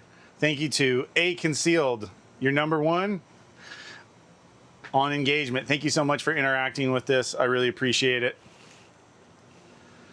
And then I don't have #3. I'm #2, but let me just see. Oh yeah, #2. That's Pell Guy. All right, you're #2. Thank you so much. I really, really appreciate you interacting on here as well. Thank you so much. Awesome. And #3, Edward Brown. Thanks, buddy. Really appreciate you talking and sharing and commenting on here. It's been a lot of fun. We just hit 3 hours and 8 minutes on this live stream. Man, I tell you what, it's really hard to do a live stream cook because there's just a lot of dead time in here. So a lot of me talking. I will probably lose my voice today. And when I arrive virtually to work tomorrow, everybody's going to be like, what did you do this weekend? Bet you it was wild and crazy. Yeah, I live streamed.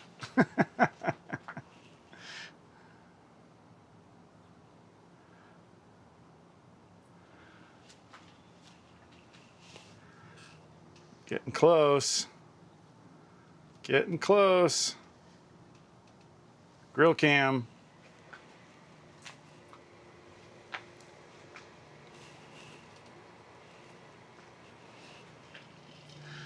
I tell you what though, ladies and gentlemen, I wish the live stream, I wish you could smell how amazing it is out here.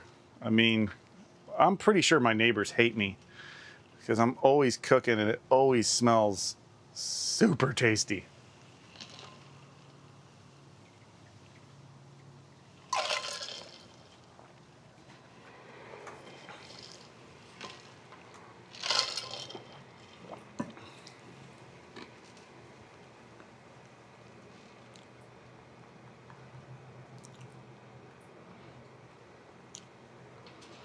This is awesome.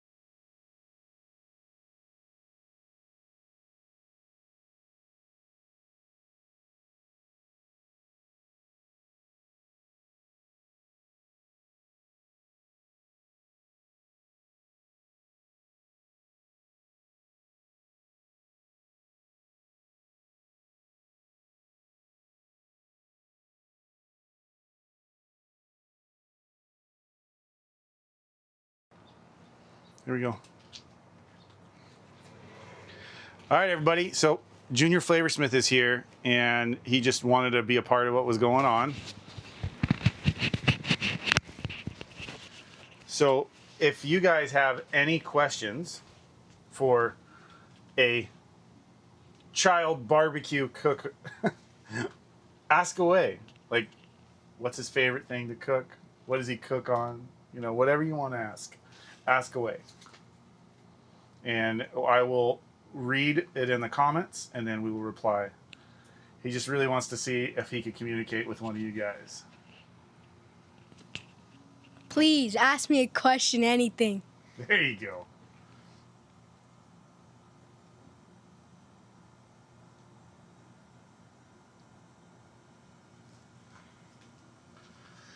Well, I tell you what's going to happen, Junior Flavorsmith, is there's going to be comments that come after this, because this will then stop being a live stream and it'll go into a video. Okay? So what we'll do is we'll have people ask you a question in regards to backyard barbecue cooking. Okay? Like what your favorite cooker is, like what you like to cook, something like that. You know, how you got into this. Do you enjoy doing any of this with your dad? Do you enjoy doing it with your brother? Whatever the question is, okay? How about both of us being in a video one day? Yeah, there you go. And what will happen is they'll probably ask questions later, afterwards, and then, oh, there we go, check it out. Awesome. Hey, thank you so much. It's, yeah, I think it's Stefan McGowan. Thank you so much. How do you like the new barbecue controller? We'll have Junior Flavorsmith answer that, and then I'll answer it. What barbecue controller? How do you like the new barbecue controller? It's going to be the Venom Heat controller. Oh, it's awesome. Like, it's really cool. It's like, it's cool. It looks cool on the barbecue, too. That's awesome. I like that. Anything else you can add to that? I hope I can have this barbecue to myself one day. Okay. All right. Now I'm going to answer that. Oh, look at this. Our internal temperature. We're getting there.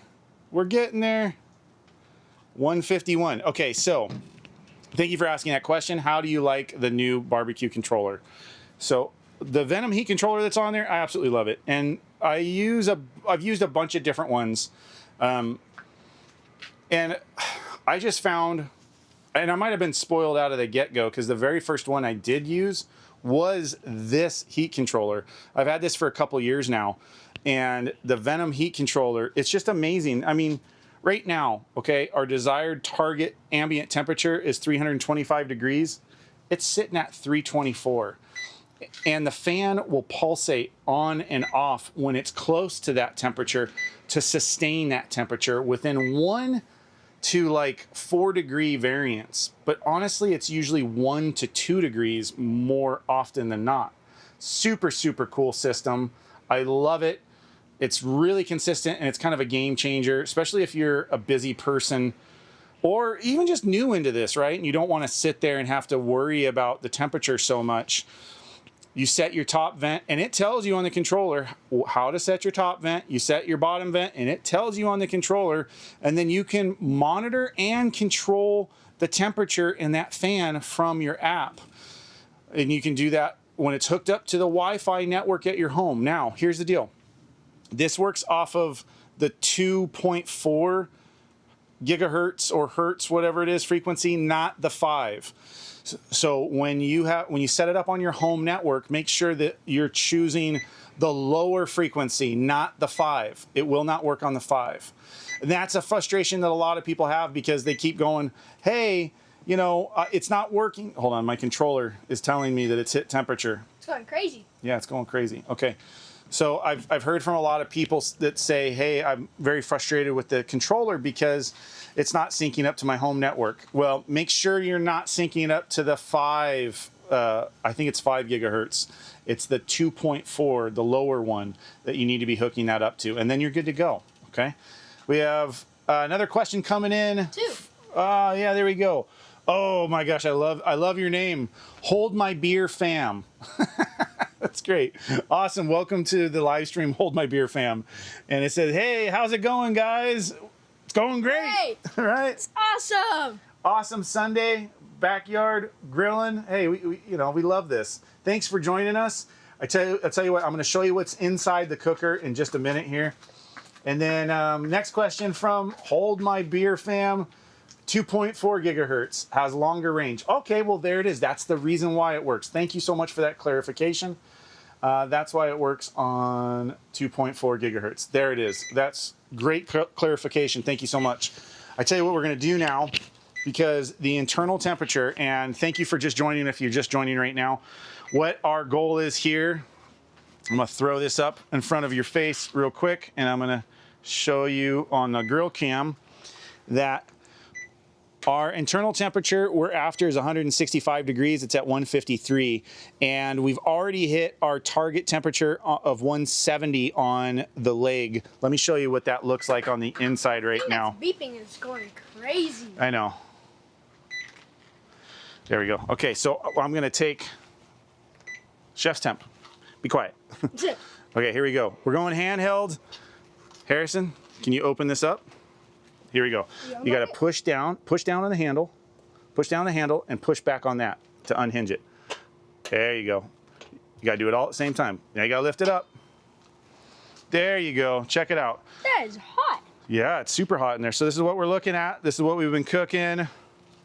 This is our beer can chicken. So Hold My Beer fam, you would appreciate this. There's a Coors Light inside the internal components.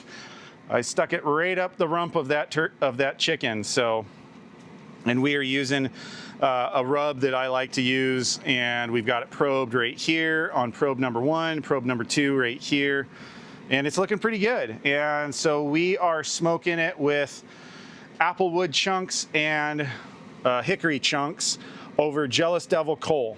Let's close it back up. And we're not quite there yet. There you go. Put it back right here.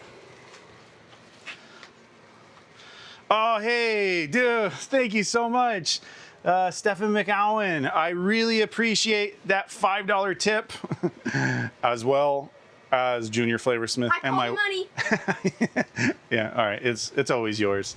Thank you so much. I really appreciate that. Really, really appreciate that. Thanks for doing that. Hey, they're watching it because I'm cute. You are cute. You are cute. And small. You got it. You got it. All right, and we're going to go back to a view right here. Thanks so much for joining. Thank you so much for that. And then here we go. Hold My Beer fam. Wow, it looks absolutely great. Love applewood chunks with chicken. Yeah, so this is what I was really trying to do. I love applewood chunks when it comes to poultry, whatever it is. Applewood, cherry, and then pecan. I really like pecan too. I love cherries. Yeah, well, you love cherries, but cherry wood is a little bit different. But I find that cherry wood gives a really cool, like, especially when you're doing stuff on beef, it gives a really nice, vibrant smoke ring on there. Poultry, it's a little bit different, but it just tastes good. And apple with poultry, apple, cherry with fish, and pecan again. Pecan's my favorite. That's my go-to. I really do love it. But yeah. Hey, thanks for sharing with me. Cool. All right, so here we go. Let me see. We've just got, it's saying 10 more minutes for us to hit our desired 169 degrees on that breast meat. And as you can see right now, let's try and switch it over to the grill cam. I'm not sure if you can see this, but the smoke's coming up because the Venom heat controller, it keeps pulsating. And lift it up. Well, no, it's. Lift it up. Oh, yeah, okay, I'll take you there. Here we go. We're going handheld. And as you can see right out of the top right there, that is our clean smoke that's coming out. And there it is. That's our applewood and hickory. I know.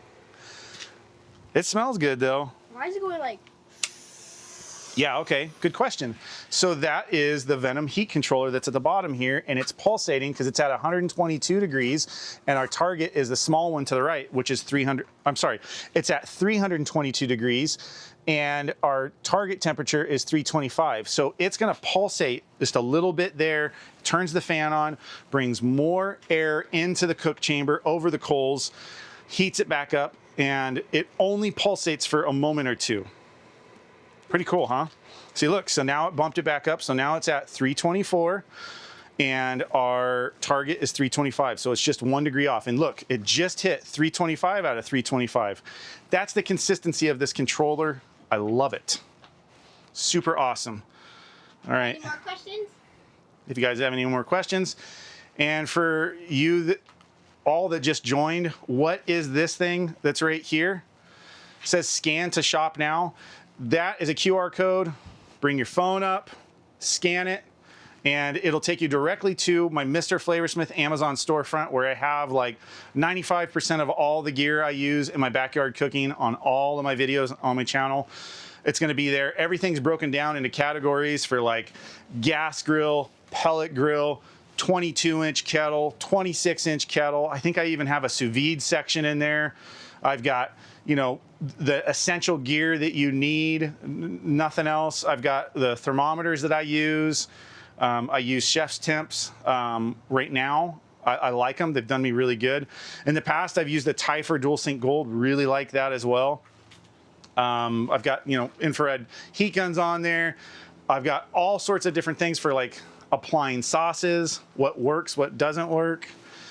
Lots of different stuff on there. So, and anything you purchase there actually gives me just a tiny little commission at no additional cost to you. Just really helps the channel out, and you're gonna make my wife happy.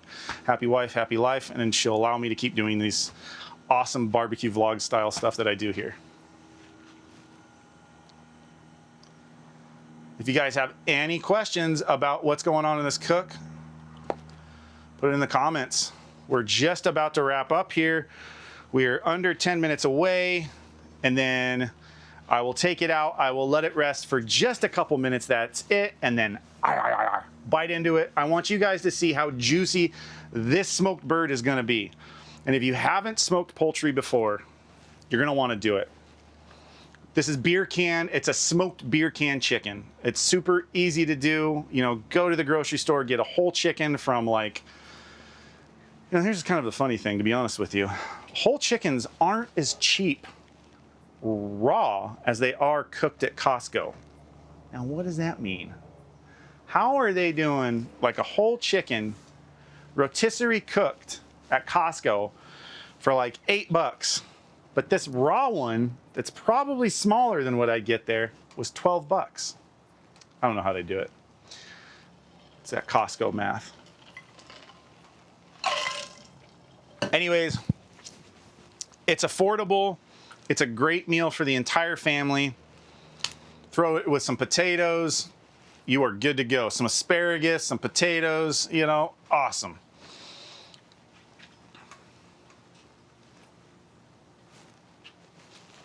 Let me show you the close-up of the grill cam once again, showing the whole unit there. Yet again, it is the Weber 22-inch kettle that has been completely converted using Spider Grill's ecosystem of components there. The 22-inch kettle cart, the Venom heat controller, the Webcraft center system right here, which allows the rest of their components to be used.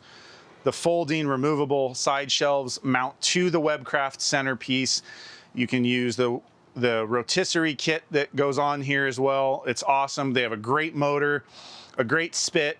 Everything works really good. And then what's really cool is that you're able to open this up and you can get the pizza, they call it the Ragno Furno pizza conversion in there. And then it has like a heat deflector stone piece that goes on the top here that then vents right to here for making pizzas, I did a video where it was really cool actually. I did 3 different things using that pizza conversion. It was loaded nachos in, I think, a 10-inch skillet. It was bacon wrapped jalapeno poppers in a 10-inch cast iron lodge skillet. And then I think, and then it was a chocolate chip cookie in a 10-inch cast iron lodge skillet. And they all came out really good using that pizza stone system that they have. It's a whole conversion that they do. So if you guys are into pizza or you're thinking about getting into pizza, this system works really good. And I think the pizza conversion system works better on the Weber than it does on the Huntsman, and this is the reason why. On the Huntsman, you can bank coals at the bottom of the kettle towards the bottom, as well as put coals around the heat stone up top here. And what that does is it allows the hot air to come up from the back, go all the way over the top of the pizza, and exit out the top right here in the front. So you're getting that pizza stone nice and hot at the same time that you're getting all of the pizza toppings cooked at the same time, because that's the trick with pizza, is you got to get the pizza stone hot to cook that dough at the same time that the top components are being cooked and melted all together. So I think it really works good on the Weber with the Webcraft and everything on there. Okay, we have Stephen McGowan again. It's a loss leader. They got you in the store to spend money, but lose money on the chicken. Yeah, it's totally what it is. No doubt about it. Yeah, that's the way Costco does it. It makes sense. It makes total sense. All right. We're at 157 degrees internal temperature. It is 323 degrees ambient temperature out of our target 325. I am now going to bump up that temperature on that heat controller once again. I'm going to bump it up to 335. Here we go.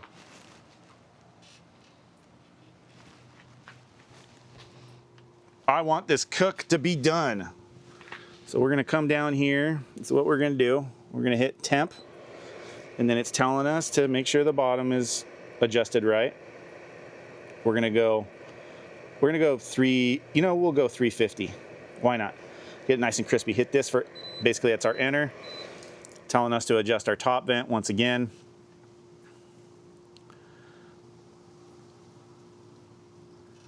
All right, there it is.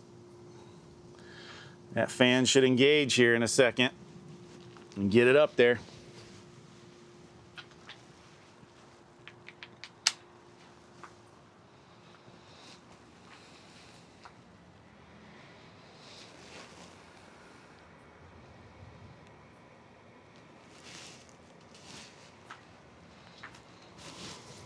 There it is. The fan just kicked on, so that's going to now introduce airflow through there again, get it over those coals.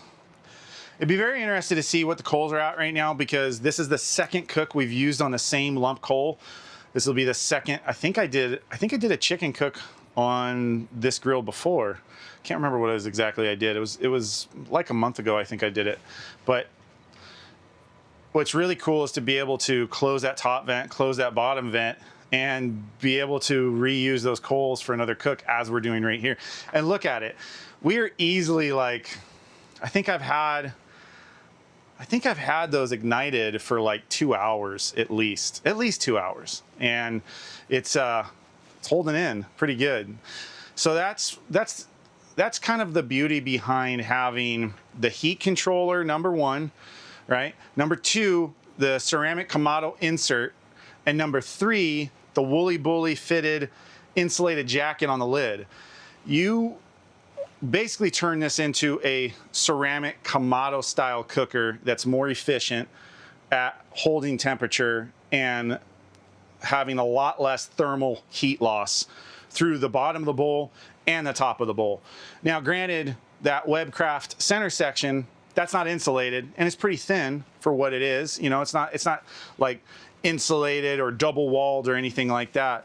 It's not super thick steel either, but it's sturdy. It's very sturdy. So I'd say it's at least the same thickness as the bottom bowl and the top bowl, but it doesn't have a jacket on it, doesn't have ceramic stones. So we're probably losing a little bit of heat through there, but you wouldn't even know it with this combination. It works just like a Kamado. And I know my Kamado fans and diehard enthusiasts would be like, no, it doesn't. But I tell you what, I've got a Kamado sitting right next to me, and it does. Ooh, look at that thing smoke. Let me get you right there. That fan is going, and it is smoking. I love it. I love it. Look at this, going handheld real quick. Look at that smoke coming out of there. That's what I'm talking about. We've got some good heat coming out of there right now. Yeah, I like it. All right, 160. 160. Let me show you where we're at.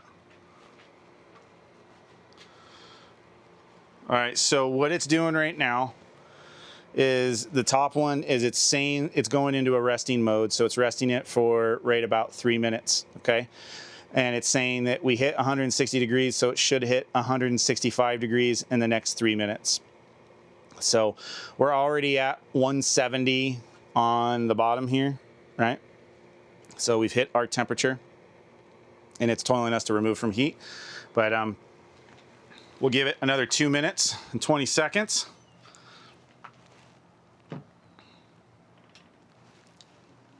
We are coming to an end on this pretty soon here. I'm gonna cut into it. Hopefully we see juices go blah and come out, because I know smoked poultry is some of the juiciest stuff. I love it.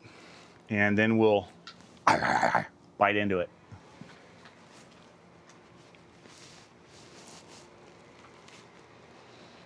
Whoo, look at that thing smoking. Yeah.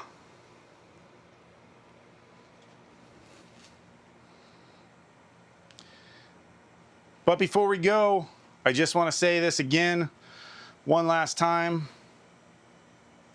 For any of the viewers that have just joined, if you want to see more awesome barbecue content, well, it's not so much barbecue content when it comes to us actually cooking, but it's a bunch of guys talking barbecue, throwing out some techniques, some experiences, some barbecue festival stuff and everything. I am the co-host of V-Grillers podcast, and we talk all things barbecue on there, everything under the sun. And we just wrapped up today, this morning, our 9th episode on the podcast. You can see us. Probably the best experience is on YouTube here, where you're going to see the video of it all and hear everything. But we're also on Spotify and Apple Podcast through the audio versions. It is me, co-host, and the host, which is actually the CEO of VGAS, which is my storage system that I store all of my components in. That is the vertical grill accessory storage system. We have a lot of fun on there. The show is not about the system. It is about cooking. It is about enjoying. It is about creating memories and the adventures of our barbecue and everybody that we have on the show. We have a lot of really cool guests that come on the show. So be sure to check that out. And you can also find me if you want to follow along on some other stuff. I post a lot of photos and I post a lot of content that you'll never see on YouTube here at my Facebook page, my MrFlavorsmith Facebook page. You'll just kind of see a bunch of things and maybe some behind the scenes stuff that happens as well. I'm also on Instagram as well and TikTok, but TikTok is kind of my afterthought. I throw a lot of shorts on there that come from my long form videos.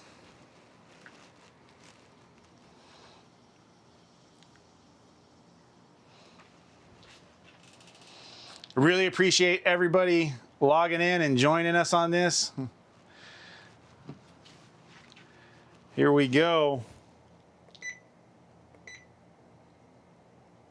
We have 8 more degrees. 8 more degrees, and then I'm going to pull this off of here, and we are going to check it out. Until then, this is what I'm going to do. I'm going to throw you the grill cam view, and you can watch it as it goes through its paces. And I will be right back.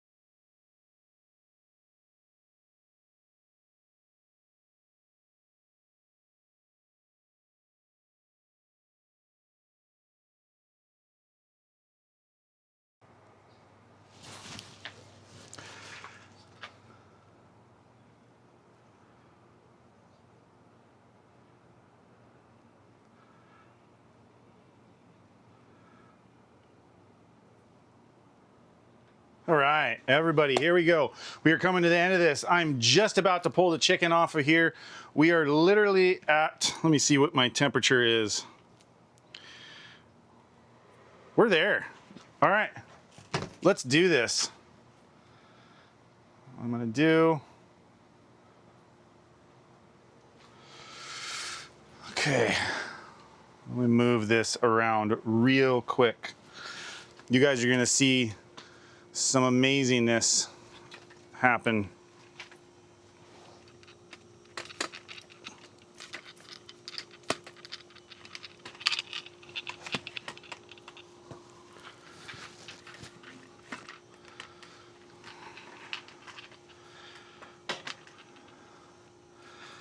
Oh yeah. It's smoking away. It's doing its thing. Let's open it up. Check it out. Boom. Okay. Here we go. I'm gonna do a little bit of a dance here. What do you mean by that? Let me put my gloves on. Let me get you guys right on the grill cam, front and center. Okay, cool. Put this down over here. We're gonna lay, actually, do it like this. Put the bird over here, bird coming out. Take this trivet right here. I'm going to put the trivet on my table. And then we will bring the bird over here. And you guys, here we go. That there. Let me spin you guys around so you can see this beautiful bird. Look at that. Check it out. Perfect. Let me spin this bad boy so you can see all of the greatness it's got going on there. Look at that. Look at that. Oh yeah. Oh yeah. Okay. Boy. Sure is good looking. Now, what I'm gonna do, I know this bird's gonna be hot, but that's okay. Get my nitrile gloves. And if you guys are not familiar, if you're brand new into this, and you're not familiar with what nitrile gloves are, these are super tear resistant and they also hold up to the heat. What I do is I usually I have big hands, so I get a 2XL, and that allows me to put cotton gloves on underneath them and these over the top. I don't have that right now, but normally I do that. That allows me to handle hot meat and everything. I'm not worried about that right now though. We'll see how it goes. All right, so I am just going to stop that beeping there. And I'm going to attempt to pull the bird off. Oh, that can is stuck in there. Ooh, that is hot. Lay it down. And then I'm gonna pull this can out. Whew, that is still hot. All right, it was a little sloppy there. This was beer can chicken, so I'm gonna drain that into there. I'm surprised that beer is still left in there.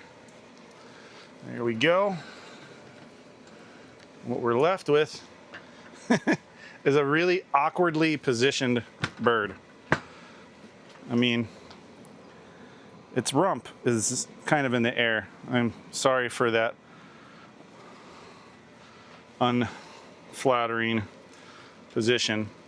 And I'm gonna give this just like a minute, a couple minutes. It's super hot. I don't want to cut into it quite yet. So I'm just gonna put the lid on it. And if you guys stick around, if you have the time to stick around, I'm gonna give this 2 minutes. Hey Siri, start timer for 2 minutes. I just want it to be off that heat for 2 minutes. And then we're gonna cut into it. Check it out.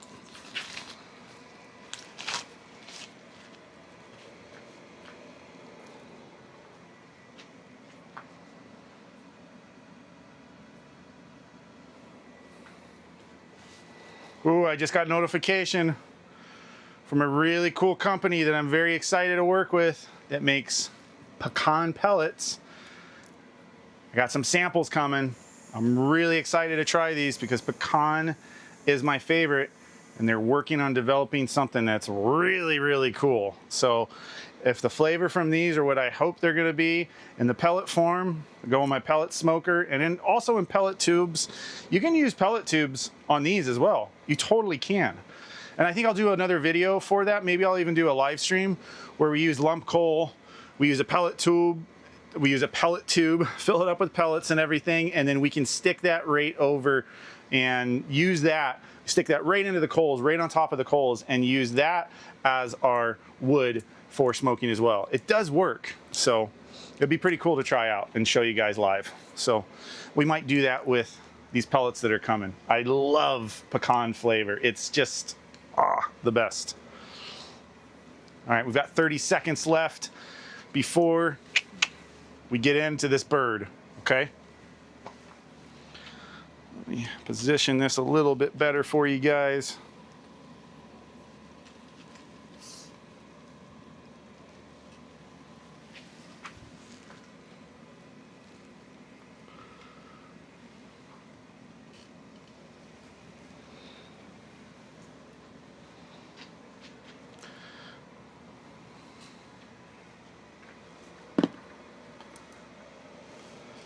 All right, here we go.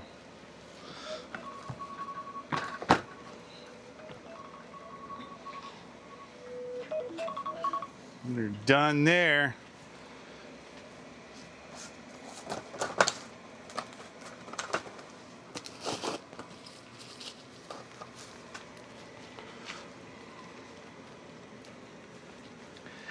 That is one hot chicken. I got in, I don't know if you heard the story before or not, anybody that might have joined us later. I got into smoking poultry when I was a boy. I was only like 7 or 8 years old, and I started with pheasant. Pheasant that my dad had hunted and got. I love pheasant. By the time I was 10 years old, I took my hunter safety course. It was an adult course. I got my hunting license, and I was out pheasant hunting with my dad, and I just was smoking pheasants all the time. So this is what we're gonna do. Let's see if the view is good enough for you guys. I want it to be nice and perfect for you. Okay. So what we're working with right here is the back side. Here's our breast, right there. Okay, and I'm gonna go through and do this a couple different ways. Knife out. Gonna cut off a leg. Gonna get into that. Okay, and then I'm gonna pull out my heat probe from the legs and from that, and then I'm just gonna go ahead and cut off, get this wing off of here. Oh my gosh, just falling apart, so awesome. And we're gonna go through and I'm gonna slice in to the breast meat. Okay, we'll take that piece right there.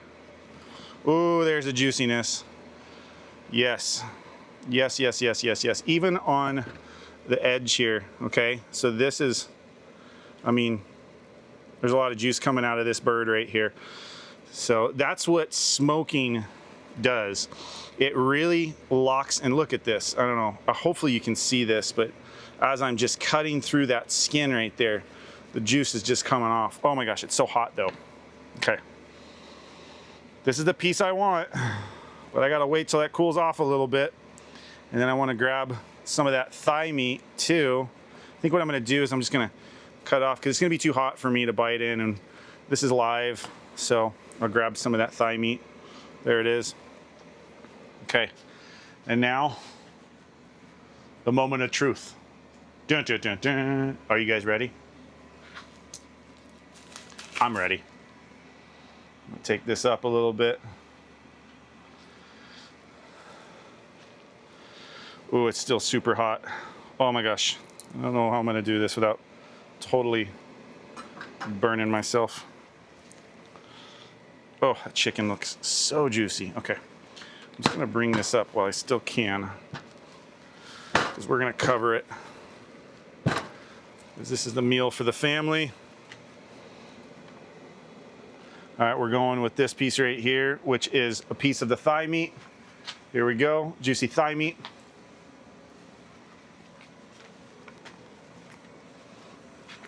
Well, wow. Wow. Man, do I get that smoke flavor. That's some intense smoke. It's there. It's there. It's there. It is there. I'm so happy this worked out so good. We recycled that lump coal from the previous cook. We didn't add any new coal at all. That's how efficient this system is. It's just so cool. Man, that was so much flavor on that thigh meat. And I'm not a dark, meat person. I really like the white meat, which we're gonna give a shot right now. And this piece right here came off the breast. There it is. There it is, nice and juicy. Really like it. Let's give it a shot.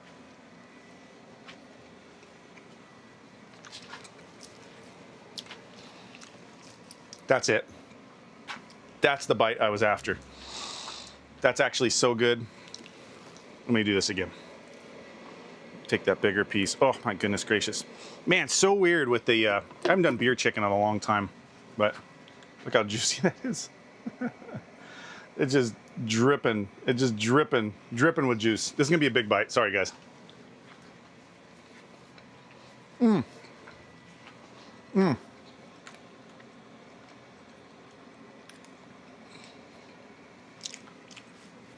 Wow. My goodness. Oh my goodness. So good. So good. I know you guys are gonna wanna see something right here. I'm gonna turn this unit off real quick. So I'm just pressing the power button to completely turn that off down there, okay? But I know you guys are gonna wanna see this real quick. So what I wanna show you is what coals are left. Now this is really hot, so hopefully this camera doesn't melt right now. Okay, let's get close and let me show you on the grill cam what is left of the coals, if any. I mean, because I don't really imagine there's gonna be, because this is the second cook. Now this is gonna be super hot. Hopefully I don't burn myself. Oh, that's hot. Oh, that's hot. Don't recommend this. Don't do this at home. Oh, that's hot. That's hot. Whew. Look at that. Well, I'd say those coals are solid 95% done. Could we get any more out of it? Yeah, with this system, we could probably get another half hour out of it, maybe even 45 minutes, but I actually think probably closer to a half hour. Not too bad at all. Very impressed with that. Thank you. So cool. I'm gonna do this real quick for you guys. Move this around. I have to do this real quick. I don't want it melting anything. Oh, there we go. Cool. I'm gonna close this up. Cool.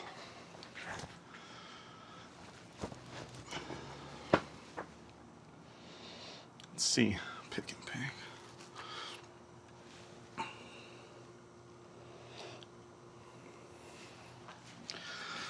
All right, guys. Well, there it is.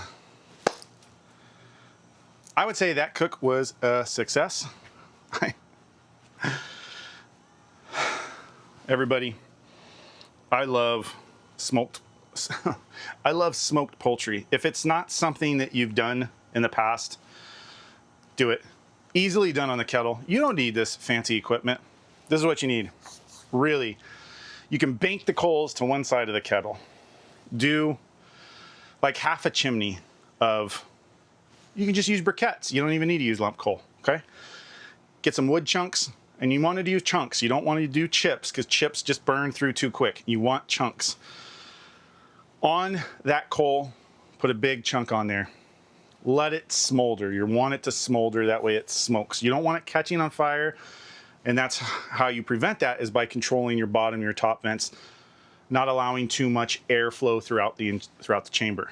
And that's also how you kind of control your temperature as well, is by monitoring the top vent and that bottom vent.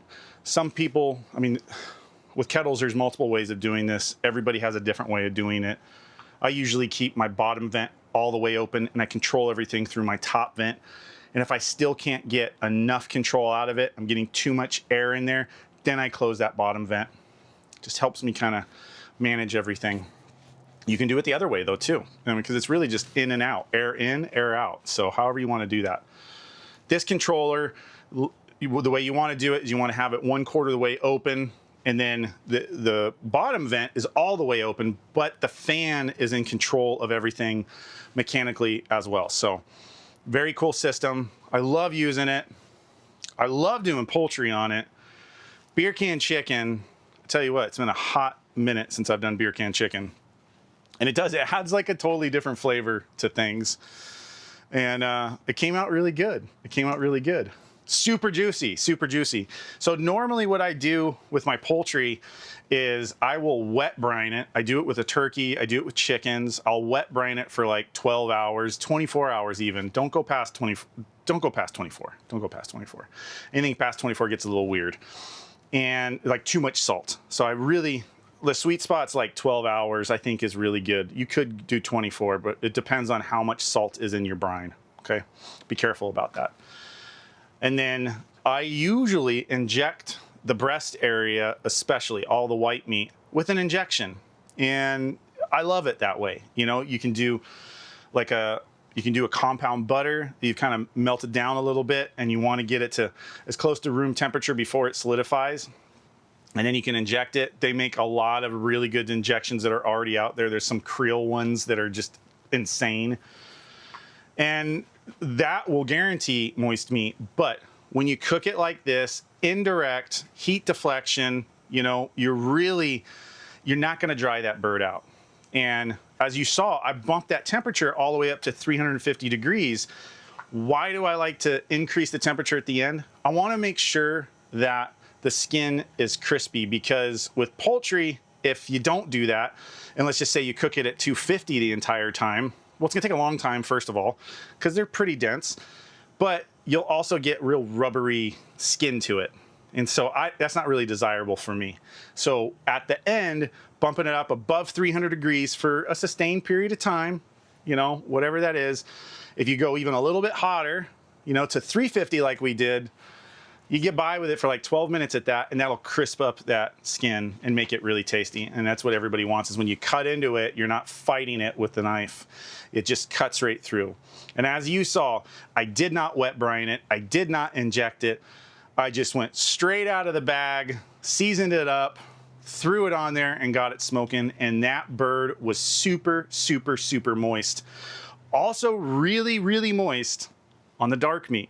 So, and really the secret to that one is too, what makes all of this very, very easy is a probe system.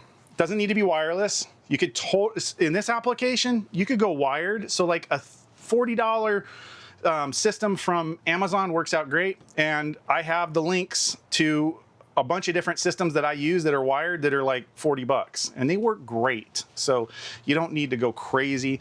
You just need to be able to monitor it. I do recommend something that is Bluetooth, or even better, hooks up to your Wi-Fi. That way you can go inside, use the restroom, go sit down, watch a ball game, do whatever you want to do, not worry about the cook, and let it just kind of, I mean, having the ability to monitor the cook from your phone or from a remote receiver, you know, it doesn't have to be your phone.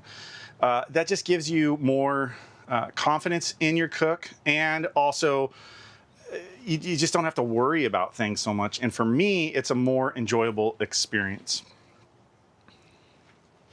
Hey guys, if you got any value out of today's live stream or later recorded video, please do me a huge favor. Like this video, comment What is your go-to cooker for poultry? Are you using a pellet grill? Are you using a charcoal kettle? Are you using a Kamado style? Are you using a stick burner offset smoker? What is your go-to system? And then I really like to know, if you are using charcoal, what is your favorite charcoal to use? Are you using lump coal, and what lump coal is that? And as we found out in earlier conversation, some people back east don't use wood. They just use lump coal for their smoking process from like the Memphis area.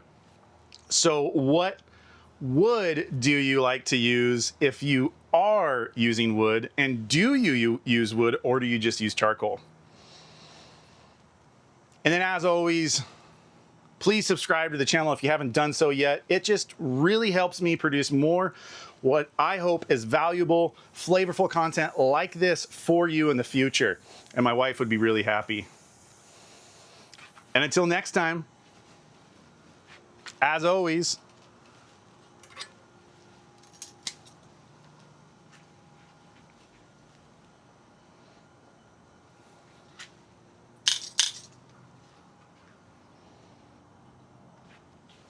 live life flavor. Thanks, guys. Thanks for joining me on this live stream. Really appreciate it. Have a great day. And thank you for the awesome contributor that gave me $5 to buy me a coffee or a beer. I appreciate it. Thank you so much. And thank you for all of the people that logged in and commented and gave their input, asked questions and everything. You guys are awesome. I really appreciate it. Hopefully next Sunday, the same time, about 1:30 p.m., I'll be back on here doing another live stream. If not, check out all my videos. I really appreciate your support. See you on the next one.